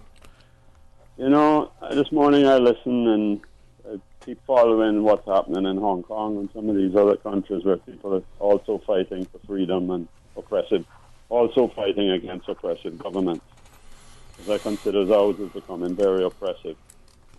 And people are willing to be arrested over there because they realize that's the only way. Now, we haven't quite reached that here yet. However, the gross unfairness that takes place with the selective application of laws is so blatant.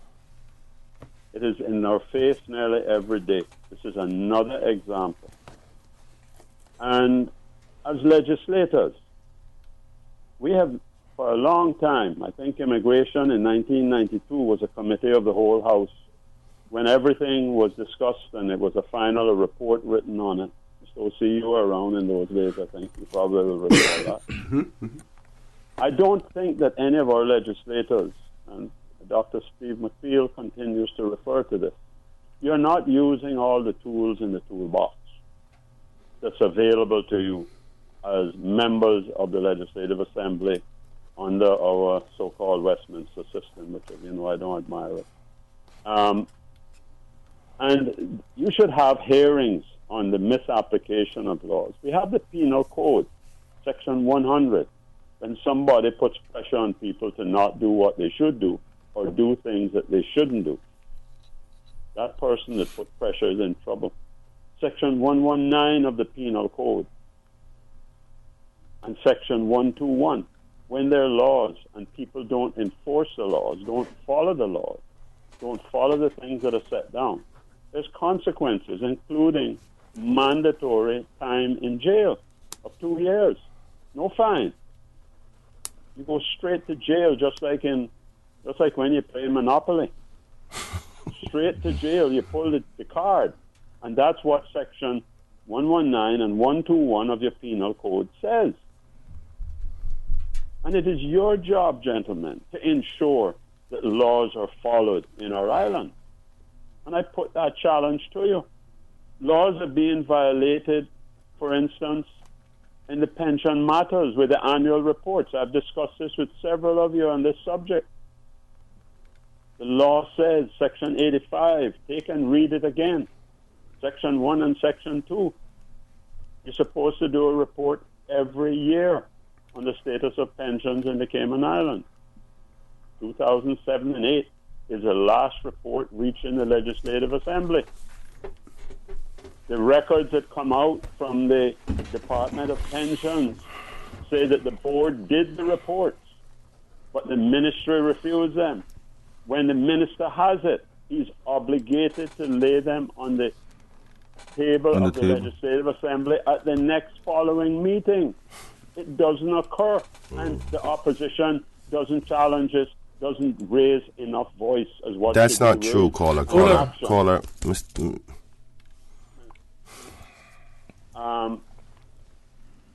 The last thing I want to say is I've heard on both talk shows people sounding indignant about the injustice that's being done in the Cayman 27.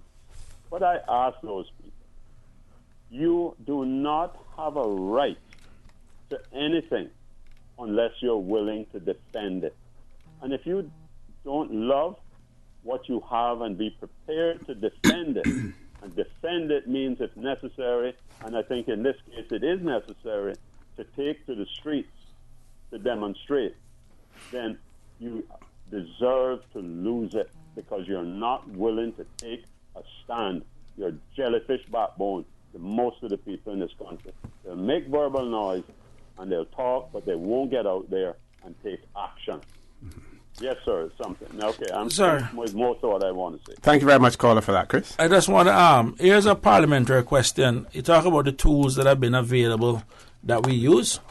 Here's a parliamentary question that was submitted quite a while back that have yet to be answered and have not been thing. It says, can the Honourable Premier indicate when the outstanding annual reports for the National Pension Board will be tabled in the Legislative Assembly as required by the National Pensions Law? Crickets. No response. And explain that. Why you say cricket? Can the Honourable Premier also provide an update on the development of the revised regulations for pension fund investment regulations? Crickets. No response. Nothing. Can the Honourable Premier provide an update as to when the last actuarial reviews or assessments were done and presented to the relevant regulator of the multi-employer pension plans which are licensed to operate in the Cayman Islands? No response. Mm-hmm. Now, the thing about it is, OC, and the last time I think I was here, I was talking about the letter that I wrote to Lord Ahmad. Mm-hmm. And that letter came about simple because as a legislator, I filed a motion to deal with an issue that I believe that was important to the Caymanian people. At the end of the day, the motion was not accepted then by the Speaker. It did not make the order paper, did not make the business paper. And I basically got an email from him saying that it would be for the next sitting. But at that point, I don't know what would have transpired between then and the next sitting, and that's the reason why I wrote to Lord Ahmad to say, listen, do not make any changes or agree to anything until the Caymanian people have had their say. Now, the tools available to us as legislators: file a motion. Do all the motions get accepted? No. We ask the questions as required. We put the questions out. Do they get answered? No. We highlight these issues on social media. We come on your shows and we do this. We can agitate and we can aggravate. But at the end of the day, I mean, barring now taking to the streets and demanding thing that, which is not something I'm supportive of, but I'll never ever rule out. But I don't think we've reached a point where we're at that point. But at the end of the day, every single person in this country gets their pension statements. And just about every single person is ticked off when they see that the more money that they have put inside the pension is what they have in the pension is even less than they have actually put in. And I have repeatedly used this analysis on the show with regards to the pension for years, even prior to being elected.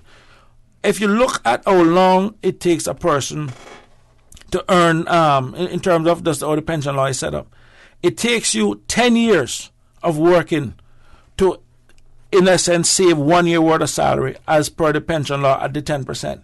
So it takes 10 years. In other words, in 50 years of work, you'd have saved 5 years' salary. Even if your pension provider was good enough that your money would have been double within that 50 years. Here's the shortcoming. We're pushing people through the door at 65.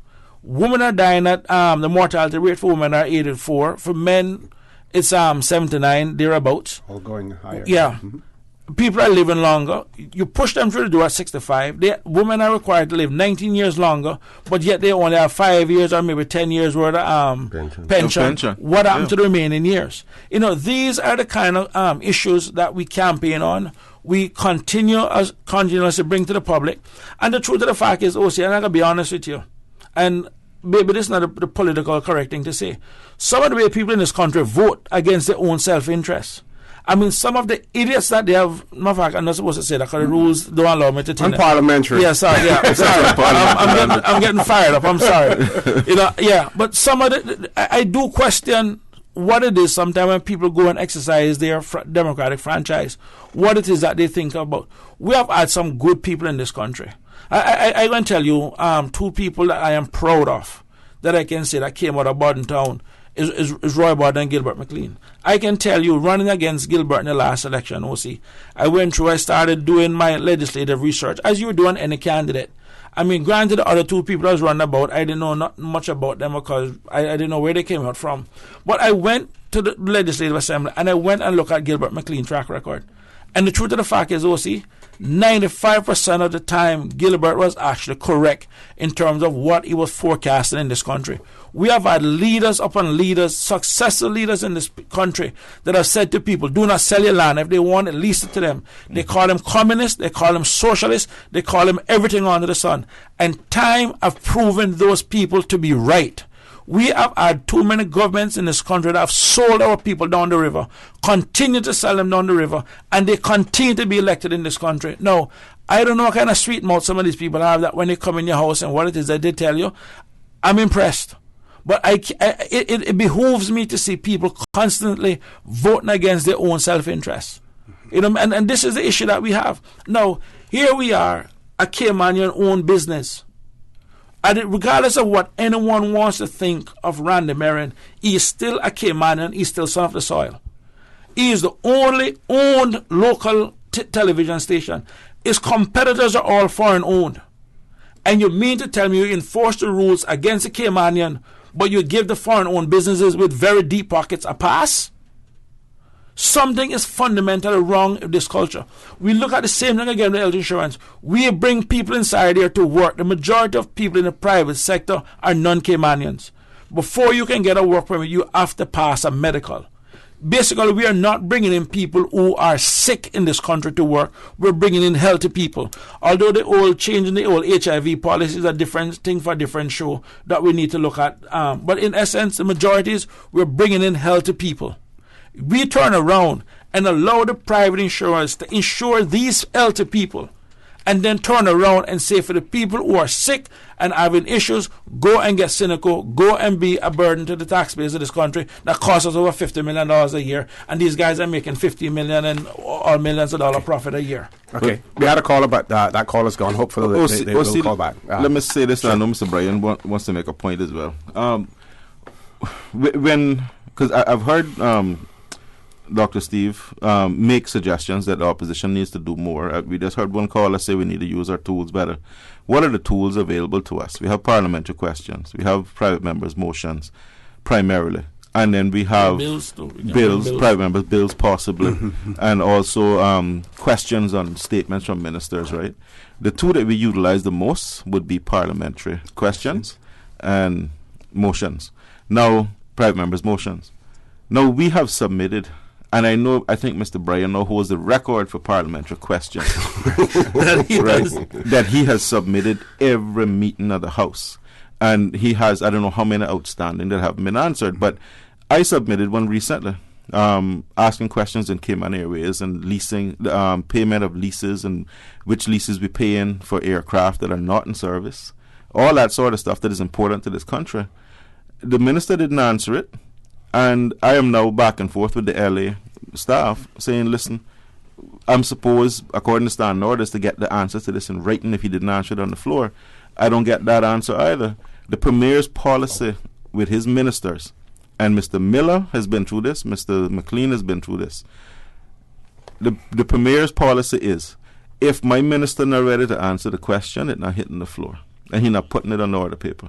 So when you have that kind of overbearing approach to democracy, and that is what the Premier is demonstrating when he says that. He's, I don't care about democracy, I care about my government and my ministers, and you're not going to embarrass them because if they're not prepared, they're not ready, I'm not going to let the country know. That's what he's saying. Now, he refuses to force the question to be put on order paper, so they're forced to answer it. And then we get this blame game. The minister says that the chief officer hasn't prepared the answer. Chief officer says, well, I gave the minister the answer, but he hasn't done anything about it, or she. And then you get this back and forth, and you don't know who's telling the truth. But at the end of the day, we're not getting to use those tools effectively because they are using their majority position to control us and curtail us and stop us from doing our jobs. But then what really worries me, and this ties into this whole situation with off-reg and Cayman 27, is that if that caller called in and made the presumption that we're not using those tools effectively, when day in and day out when we're in that LA, we're doing it, and the country isn't seeing that. Imagine now, when you take Cayman 27 out of it, there's going to be absolutely no news coming out of what is it that the opposition is doing, what is it the government is doing. You're taking information away from the people. And this is another threat to our democracy, along with fighting this referendum and all the other things that this government is doing. And I hope people are becoming aware and opening their eyes to what is going on in their country. Mr. Bryan? Mr. Deputy, I agree with you wholeheartedly. And I just want to piggyback on what he said about the tools. We have those three main tools: the bills, the questions, and the motions. And outside of the questions and the motions, one part that people don't realize is even when we bring motions, they don't do what the motions say. I've had a motion successful now almost 2 years, and the government has yet to bring therefore clauses in it. And they refuse to even answer. Every time I ask, I said, well, we agreed on this. Every time I put the question to the floor of the House, they don't answer the question. So the tools that are available for us to defend you, they circumvent that. They violate the standing orders, because the standing orders is what governs how we behave in our house of democracy. And they're obligated to do certain things, and they just don't do them. There's standing orders that say if you don't answer on the floor of the House, you have to answer by the next immediate available. You have to send the answer in writing immediately to the members as soon as available. So obviously the subjectivity of immediately, but they don't do that either. And then the Speaker, and I'm not trying to criticize him in any negative way, but he has been selected by the government.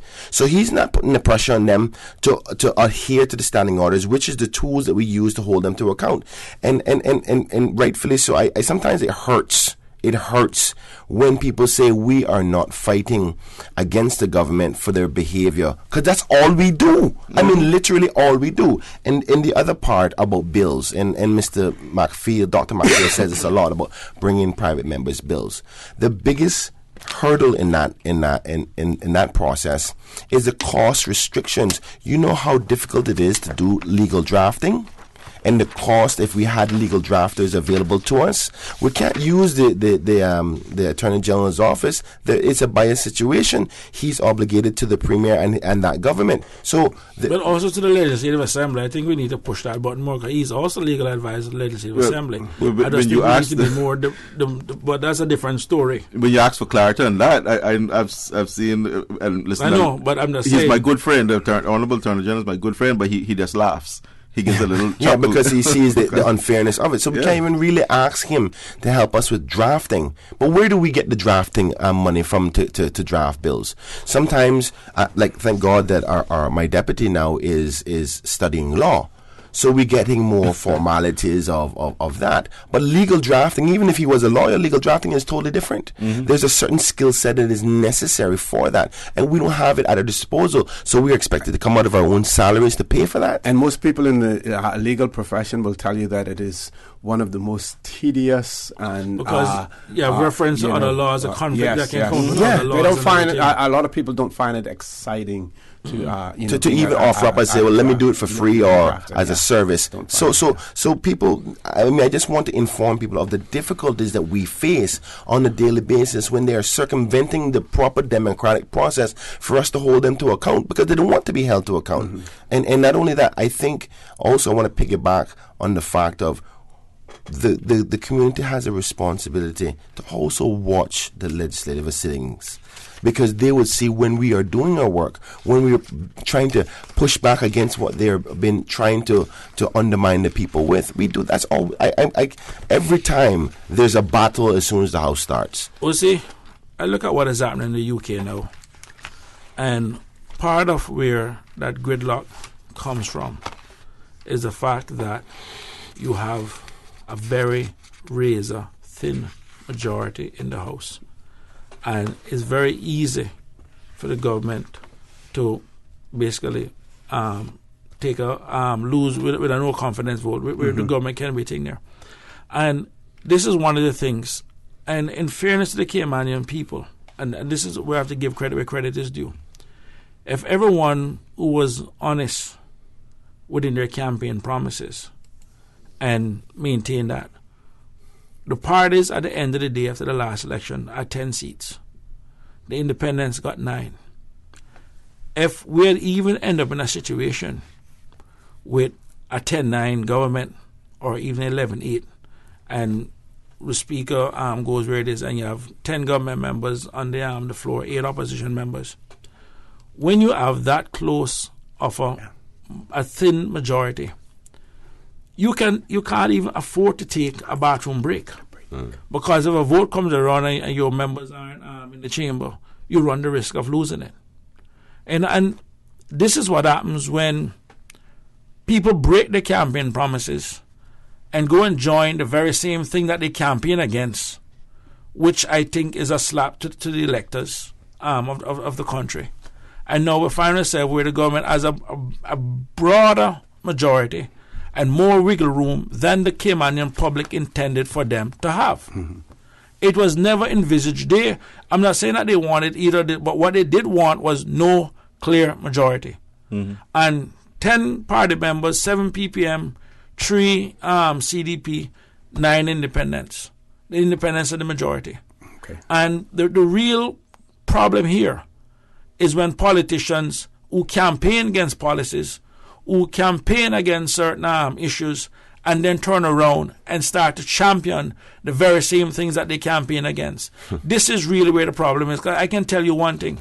If we had 10 government members on one side and 8 on opposition, there would have been a different mindset, a different culture, and even the traveling would have been less. You think you can afford for your ministers to be traveling when Parliament is in session, when you only got a 1-seat or 2-seat majority sitting in the House? You think you can afford for your ministers to even come Parliament late when you have that slimmer majority? That is what the public expected. But as typical, Good point. Politicians say one thing and they go do something else. But you know what? I'll leave them to the voters. Okay, we have a one caller online. We have about 6 minutes before we go to the break. I just want to let the caller know I may have to interrupt them if they go beyond the 5 minutes, and they can hold on until we come back from the break. Caller, good morning. Welcome to For the Record. Morning, Lucy. Morning, sir. How are you? Morning, Mr. Morning Speaker. to your panel. Morning. Listen, am I hearing right that it was said that the government not answer questions that have not been answered, and the Speaker is not holding the government foot to the fire or holding them to account? No, no one said that. You said the Premier. I said the Premier isn't insisting that his The Speaker's ministers... job is to accept it. You accept it. You have done your job. It's for the government to respond. So that was not said. No. Well, let me. I think he may be talking about my comment, Mr. Speaker. What I said is that it is. We have to be mindful that the Speaker was selected by the government, and the government is not adhering to what the standing orders said or say in respect to responding to questions immediately. Now, we went through, I don't want to, unfortunately, have a debate publicly on national radio about this, but there is questions that I have outstanding from over 4 sittings ago that the government has refused to answer, and the standing orders obligate them to either answer it on the floor of the House or send it to me in writing, and it has not been done. And I know, but you cannot leave the impression that because I am the Speaker of the House, that I was selected by the government alone. Mm-hmm. I was selected by the government, and there was no selection from the other side, if you want to call it the other side. What that says is that the other side has no interest, or they are satisfied with the person that the Speaker has, that the government has supported. No need to get into that, but that's a fact. When questions have come to the clerk, the clerk forwards the question to the Speaker. The Speaker looks at the question with several things in mind. Is this within the public realm? Can it be answered legally? That sort of thing. Is wording correct? Those are the things I have to watch for as Speaker. Have to watch that can the question be answered otherwise? Has the question been public before? Those are the kind of things that as Speaker I have to watch. After I have given permission for the question to go on to the Business Committee, the Business Committee controls the business of the House. What goes on the order paper? When the question comes to the House or come to the House by way of the agenda, then it is left for the members of the House and the government. I can only control who asking what, and if it's within orders of decency, that sort of thing. I cannot make the government answer a question. I strongly disagree with you, Mr. Speaker. So you may disagree, but the facts are the facts.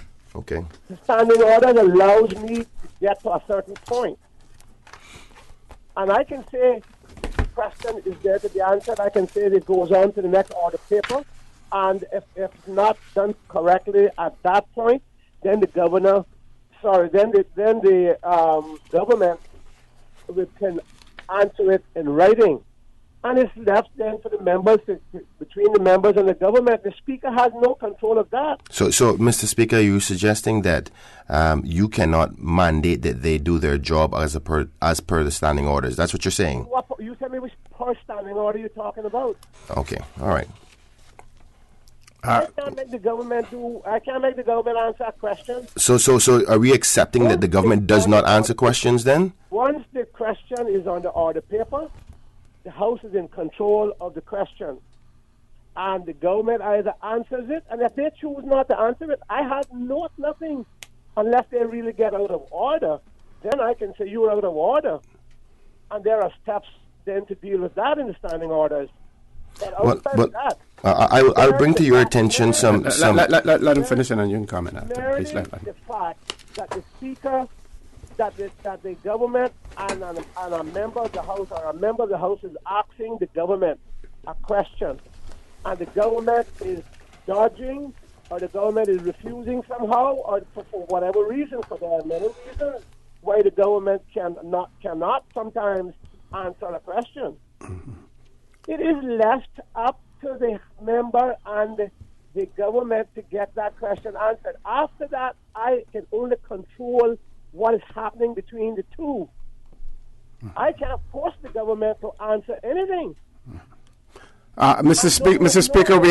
Speaker, we have to go to a commercial break. You want to hang on and let us take the break and the dialogue to continue? Yeah, if you care to. Sure. Let's take a commercial break. Honorable Speaker of the House, Honorable W. McKeever Bush, will stay on the line while we take a commercial break, and we will resume the dialogue afterwards. Please stay tuned. Sometimes things just don't go as planned. That's why you need Contractors All Risk Insurance from Fidelity Insurance Brokers. Ensure you're covered in the event of property damage and third-party injury or damage claims during your construction projects. And with Fidelity Insurance Brokers, you can be sure you are getting competitive pricing and superior customer service. Call us today for a free quote. Fidelity, we're good for you.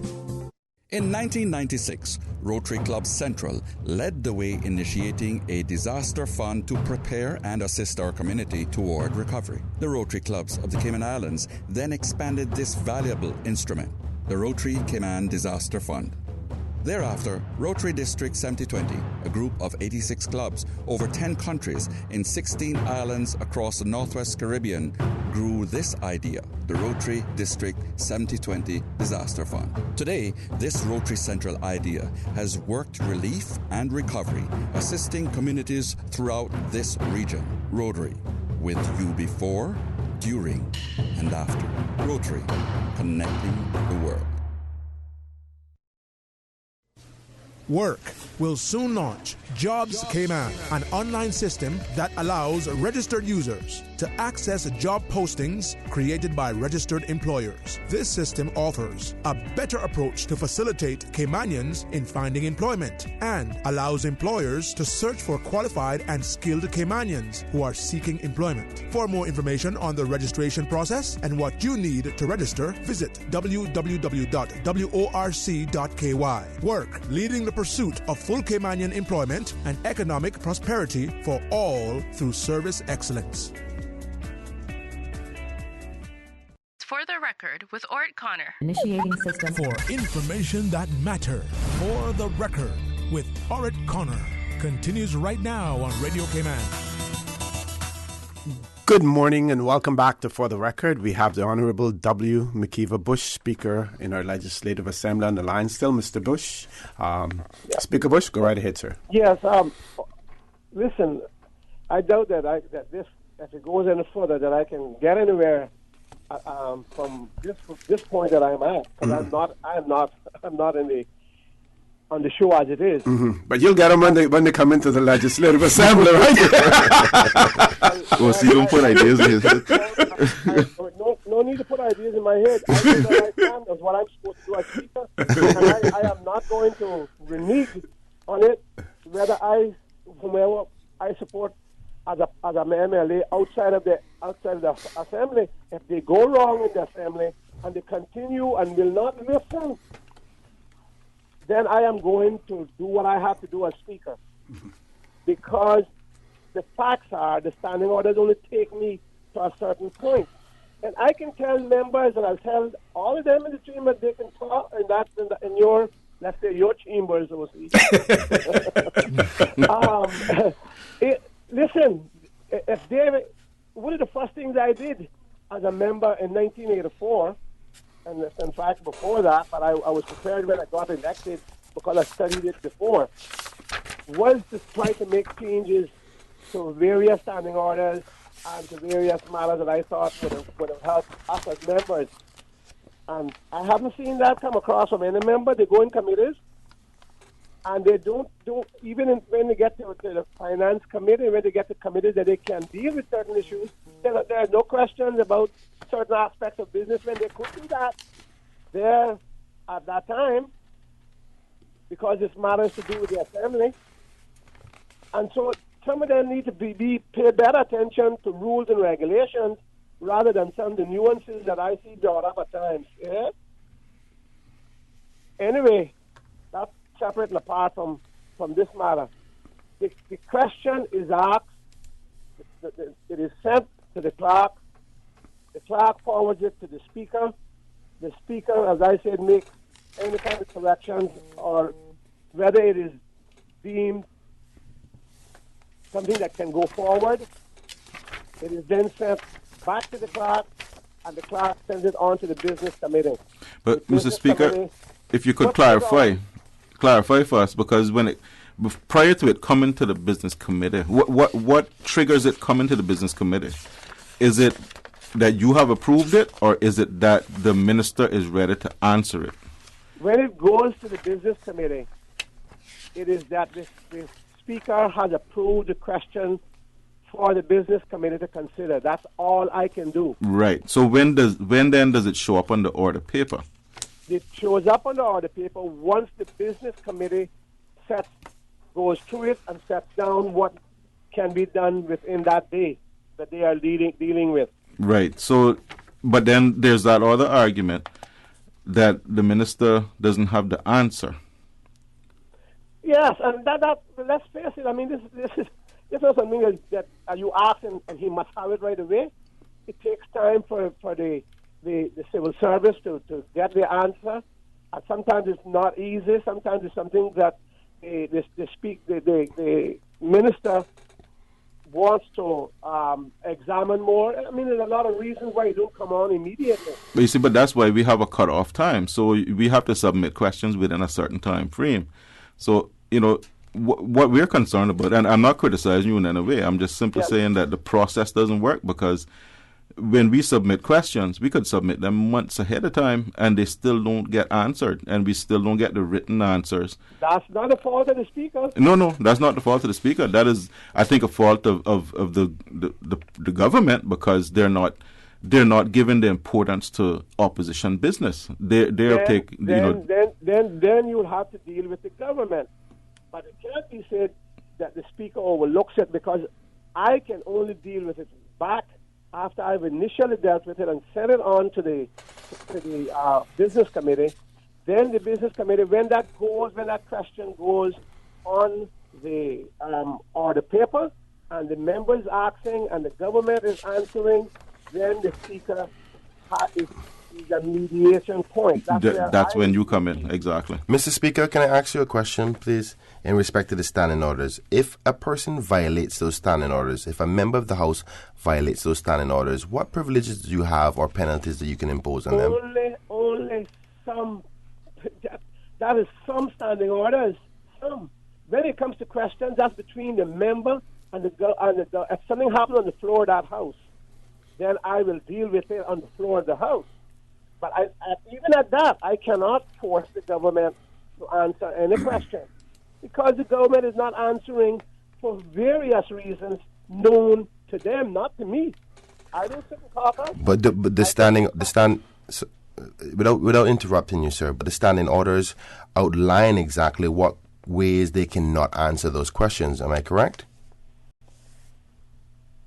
The standing order says the government answers the question. You read the standing orders and you can interpret it your way. They interpret it theirs. I interpret that if you ask the question and the government says, I can't answer it, am I the speaker to say, government, you must answer it? No, I can't do that, because I do not know the reason why he can't answer it. But the standing orders say... Okay, Mr. Speaker. God knows that. And it says must be answered in writing, well, then it should be answered in writing. And if they don't answer it in writing, do you have the ability to penalize them? I do not have any authority to tell the government. The standing orders is there saying it must be answered. What am I going to do? Okay. Thank you, Mr. Speaker. You know what? I said it just now. You all need to sit down and look at those standing orders again and spend some time on that.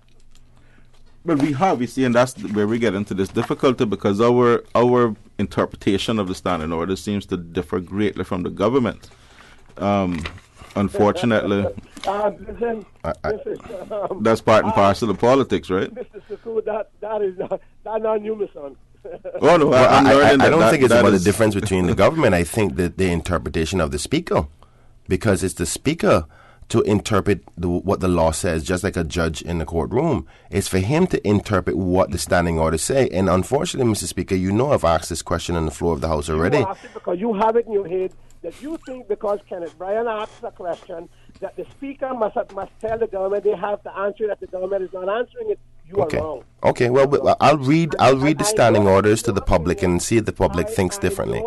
I know that is your opinion. You have said so. But not because it's your opinion that is right. Okay.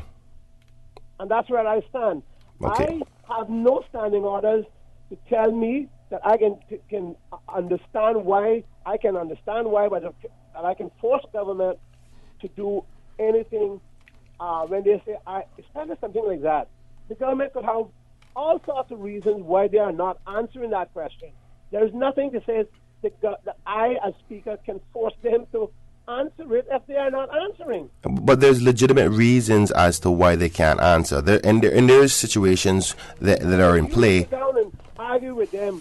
You sit down then and argue with them where you think legitimate reasons here. Well, the standing orders outlines what those reasons are, sir. You have opportunities by motion to discuss these kind of things, you know. Okay, Mr. Speaker. Put a motion in if you want that discussed, where you think this ought to go. Then you have an opportunity to put in a motion to ask and to debate it. Mm-hmm. And even at that, Kenneth, as Speaker, I can only just mediate that discussion, and if it gets out of hand, I have rules to deal with it. I can put people out of the house. Well, I learned that. And if you had done the right thing, that wouldn't have happened. Mr. Speaker. But the House is the one to be even at that, the House has to agree, you know. Yeah, what a lot of people have given you blame for in that respect is it wasn't you that decided for him to leave. It's actually the House that voted in favor of a motion that you put to the floor of the House. It's actually the government. Well, the Premier put the motion. But the Premier, yeah. So the Premier put the motion for him to be suspended for the day. It was the government that actually pushed Alva out, not the Speaker. That's my position. I'll tell you all again, you need to sit down much more than I think you do with our standing orders and with Erskine Mays when it returned to where it's not evident in our standing orders. And you need to go through that and read and read and read. And in this instance where I know that you all have a grievance with the way questions are answered, then you have an opportunity by way of a motion, if you care to, and have it debated. And then you can ask that the standing order be changed. If you think that, then it's left up to the House to say yes or no, you know. All right, Mr. Speaker, I want to thank you very much. Thank you very much for that. I thought I should call in because I know Kenneth been dealing with this often, and he gets to the point where I think he blames the Speaker. Okay. No, I still have a personal view about that, but thank you, Mr. Speaker. Okay, we're going to take a commercial break, close the phone lines off. 15 minutes left in the show. I want to give my panel an opportunity for some more comments and to raise any other issues that they may want to raise as well. Please stay tuned for the record. We'll be back shortly. Rotary Club Central led the way initiating a disaster fund to prepare and assist our community toward recovery. The Rotary Clubs of the Cayman Islands then expanded this valuable instrument, the Rotary Cayman Disaster Fund. Thereafter, Rotary District 7020, a group of 86 clubs over 10 countries in 16 islands across the Northwest Caribbean, grew this idea, the Rotary District 7020 Disaster Fund. Today, this Rotary Central idea has worked relief and recovery, assisting communities throughout this region. Rotary, with you before, during, and after. Rotary, connecting the world. At Seaboard Marine, customers often ask us questions about their shipments. Hi, I'm thinking of buying a car from the States.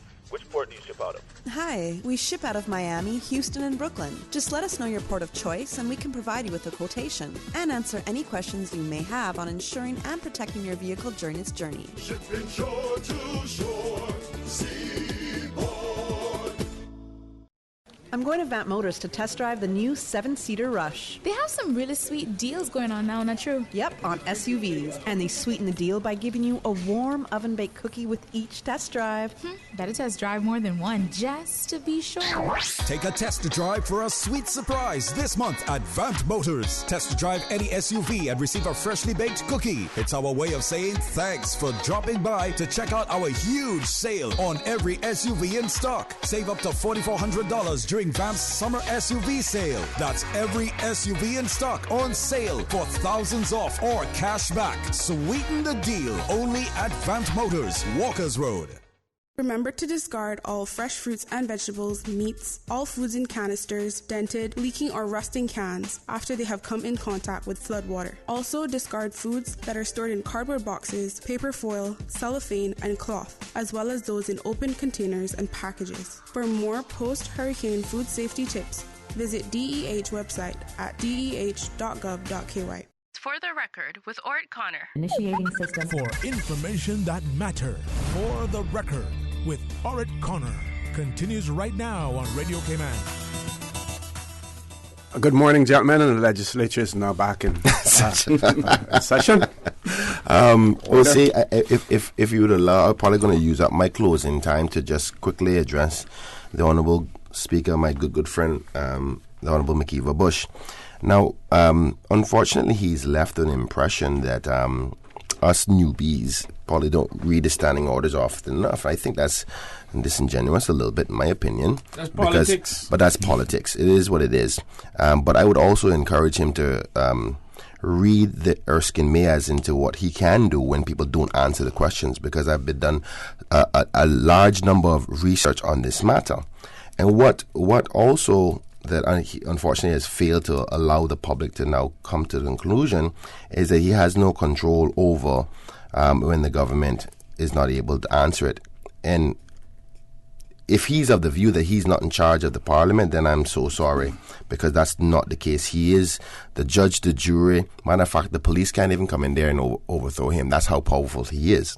But the standing orders do outline, and I encourage the public to have your own opinion. You don't have to believe me. You've heard what the speaker has to say. I encourage you to go down to the LA, and the cost for the standing orders are quite cheap. I think this is probably like about $1.50 or something like that. And you go to 23, 1, 2, 3, 4, 5, 6, 7, and 8 in respect to the topic of manners of asking questions and answering questions. It outlines what the government can do in respect to declining questions, what grounds they can answer it under, what excuses they can be excused from, and if they don't answer it within the House, what the process is, what happens afterwards. Also in the standing orders, it also talks about privileges and personal explanations as to discipline and the like. So I would also encourage the public to look at that as whether the speaker has control over the government to tell them to answer these questions. But the one key part that I want to just zoom in on, because reading the whole thing will get us in a lot of time consumption.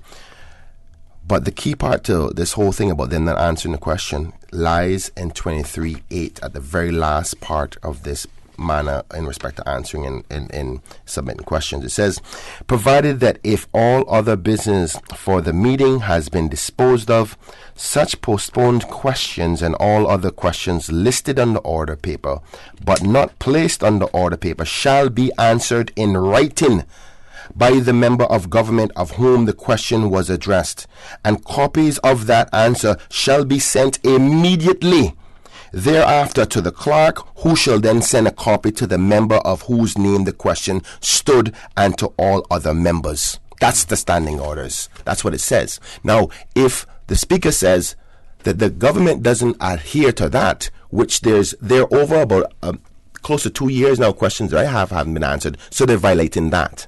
They haven't sent it in writing. So they're violating the standing orders, and the Speaker says he has no control to penalize them for disobeying this standing order. So this is after the question has been placed on the order paper, and they haven't yet to answer it. So I to be honest with you, I find the fact that the Speaker has said that he has no control, I feel bad, because he can't even keep control of the government in respect to what his interpretation is of the standing orders. But I don't know what his interpretation is, but what that tells me is that it says shall. And the shall that we use in the Constitution, the same shall that we use. Obligatory. There's an obligation. Obligation. And they don't. Now, he's saying that he can't penalize them for that. Well, if that's the structure of democracy that we have, then the government doesn't have to do anything. And I want the public to know that. And the Speaker of the House just confirmed that he has no control over that. And whether that's interpreted in his way or my way, I see it differently. Because it also talks about referring to the Erskine May in matters of discipline that is not covered with your standing orders. And we all now have been ordered and allowed to have a Erskine May. And I've done the research in respect to the Erskine May as well. And I won't consume the time today as to what he has within his power as a Speaker to discipline these ministers, to discipline the Premier or any other member of the House, just like how they discipline my deputy, Alva Saku. Whether he chooses to do so or not, that's a different question. But he did leave the door open, now. He opened the door in terms of raising debate on the standing orders. And the motion get accepted. The motion will be voted. I don't mean motion get accepted. There is hope. Listen, see, I'm glad the Speaker called in because he has a wealth of knowledge in these things. He does. And the point I want to say to the listening public is simply this: the ultimate disciplinarian for politicians' bad behavior are the voters. That is ultimately what it comes down to. And the Speaker, I'm glad you had mentioned the issue of Erskine May, because is a book that I have gone through. I'm not going to tell I read this entirely because it's a very big book. It's a very big book. But I go through it to pick out the stuff that I think are important for the issues that I'm championing. And one of the things that had really put the bee in my bonnet was the government attempts with really packing up the PSC with government members. I mean, as it stands right now, there are 5 members of the PSC as required. The opposition traditionally chairs it. I'm one member, and there are 3 government members on it. When Mr. Miller stepped down as chair, and they were looking to put me in the chair, there would have been 4 government members on the floor. Now, Erskine May is clear with regards to private secretaries and other secretaries, which is in essence councillors as we call them, being on the Public Accounts Committee, because that is the one committee that must remain independent at all times. Right now we actually have 2 government councillors that under Erskine May should not even be sitting on the PSC. Now, to their credit, they actually recuse themselves when the issues come up that deals with their ministry. But the fact is, when they do that, the committee is then, in essence, on the manned in terms of what it is that we need to do, because we'd have lost members who can legitimately ask questions and all things that count. So when you're ready to have a small committee as that is, and then to lose that out, it is an issue. But for me, the thing about it is this: you wanted the opposition to chair that committee and then 4 government members. So even the chairperson at that point can only, in essence, have a casting vote. And if there's even a minority report to be written, there's nobody on the floor to write a minority report or a dissenting opinion to say, well, even though the committee went this way, the opposition disagreed and went that way, because the government has a majority in the committee.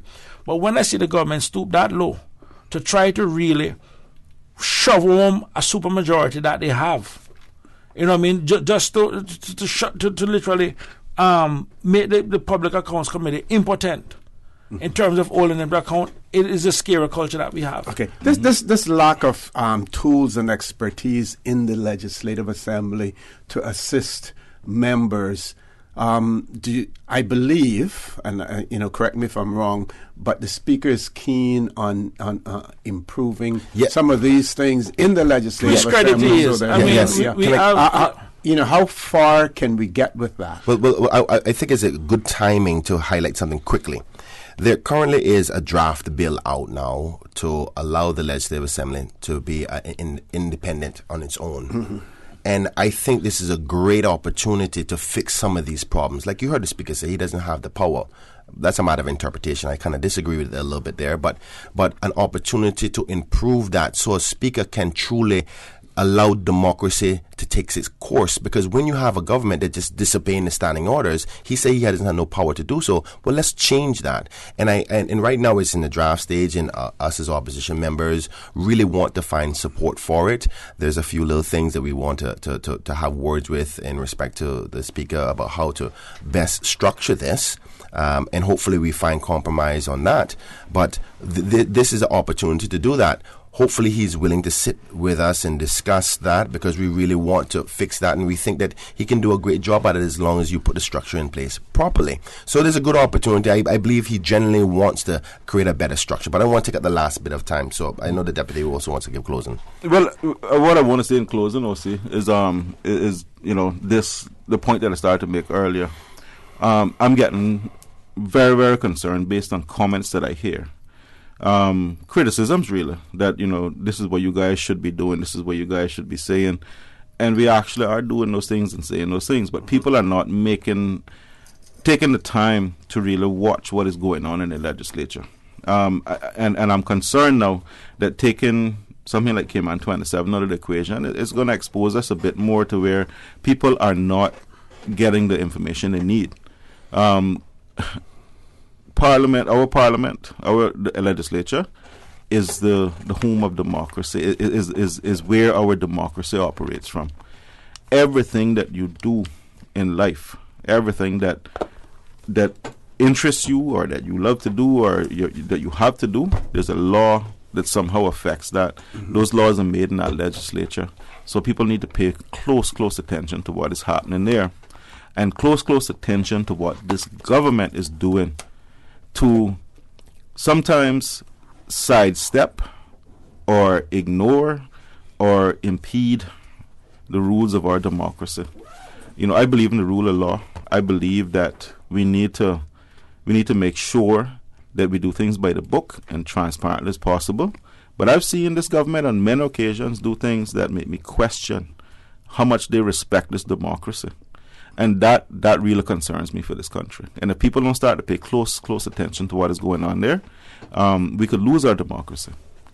You know, I'm not here to preach. I'm new to this still. I'm still learning. But my limited experience thus far has made me very concerned with the way I see the rules of our democracy just being flaunted as if they don't exist sometimes. Yeah. Mr. Saunders? Well, see, just to prepare to come on these shows, I mean, part of us coming on these shows, taking the calls and putting our position out there is exactly part of the tools that we also have in terms of reporting to our bosses to let them know what it is that we're doing. I realistically don't expect people at their workplace in the middle of the day to be tuned in while we are basically doing our own thing because they have to work too. What we do expect is that due to different media, I mean, I can tell you there are times I pick up the phone and I call the media myself and say, listen, you need to come down here, I have something I need to get off my chest, and they come. I mean, Cayman 27 has always been a useful tool for that, which in a sense now is we need to find different ways. Maybe I have to get an extra hour from you on Fridays now, since we may probably lose that. But the thing about it is, part of our job is to come back to the public and say, well, you know, here's what is going on in your country. This is your country, this is my country, this is all our country. And at the end of the day, I can tell you where I do blame some of us, and I can tell you is that we try to be very nice sometimes when we're going through, and what we need to do, we can't wait till the campaign time to start saying to the people, you know, you need a representative because you're representing, doing your job, you're not being represented. Some of them come inside, they don't talk, they don't speak, they don't say the vote year and year, and that's it. They have nothing to contribute on very vital issues. You know, so these are the kind of stuff, and we need to start exposing them from now and say to the people, send us good people that we can work with that can run the country better. Okay. Can I have a motion to adjourn until next Friday? Aye. Second. Folks, I want to thank you for allowing Radio Cayman and by extension For the Record into your homes, into your vehicles as you traverse the busy roads of the Cayman Islands into your places of work, whether it be an office cubicle or if you're working in the outdoors. I also want to thank our three legislators on the panel this morning, as well as all of those who called in, including the Speaker of the Legislative Assembly.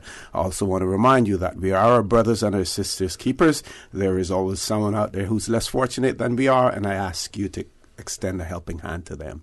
If you can't do that, then I suggest you donate to a worthy charity, because we always want to consider those who need, not necessarily those who want or even those who crave. I say to you, have a great day. Continue to support your radio station, Radio Cayman. Join the gentlemen who are co-hosting for Sterling Dwayne Ebanks, Mr. Awe and Mr. Smith. At 12:15 on Monday. For the record, we are scheduled to have the School of Hospitality, representatives from the School of Hospitality in with us on For the Record on Monday. And as usual, we ask the good Lord to bless these three beautiful, wonderful Cayman Islands. For the Record is brought to you by Vamped Motors, the only authorized Ford and Toyota dealership serving the Cayman Islands. Cayman Pharmacy Group, with a location in West Bay and professional pharmacy at CTMH Doctors Hospital. The Cayman Pharmacy Group has a location for you just around the corner. Seaboard Marine, with over 35 shipping ports, find your shipping solution by calling 949-4977 or visit seaboardmarine.com for competitive rates. Rotary Central, for more than 110 years, Rotary members have used their passion, energy, and intelligence to take action on sustainable projects. Fidelity Bank, for all your banking needs, visit fidelitygroup.com. Fidelity, we're good for you. And Roper's Janitorial, complete janitorial service for commercial, industrial, and residential. They get the job done right every time.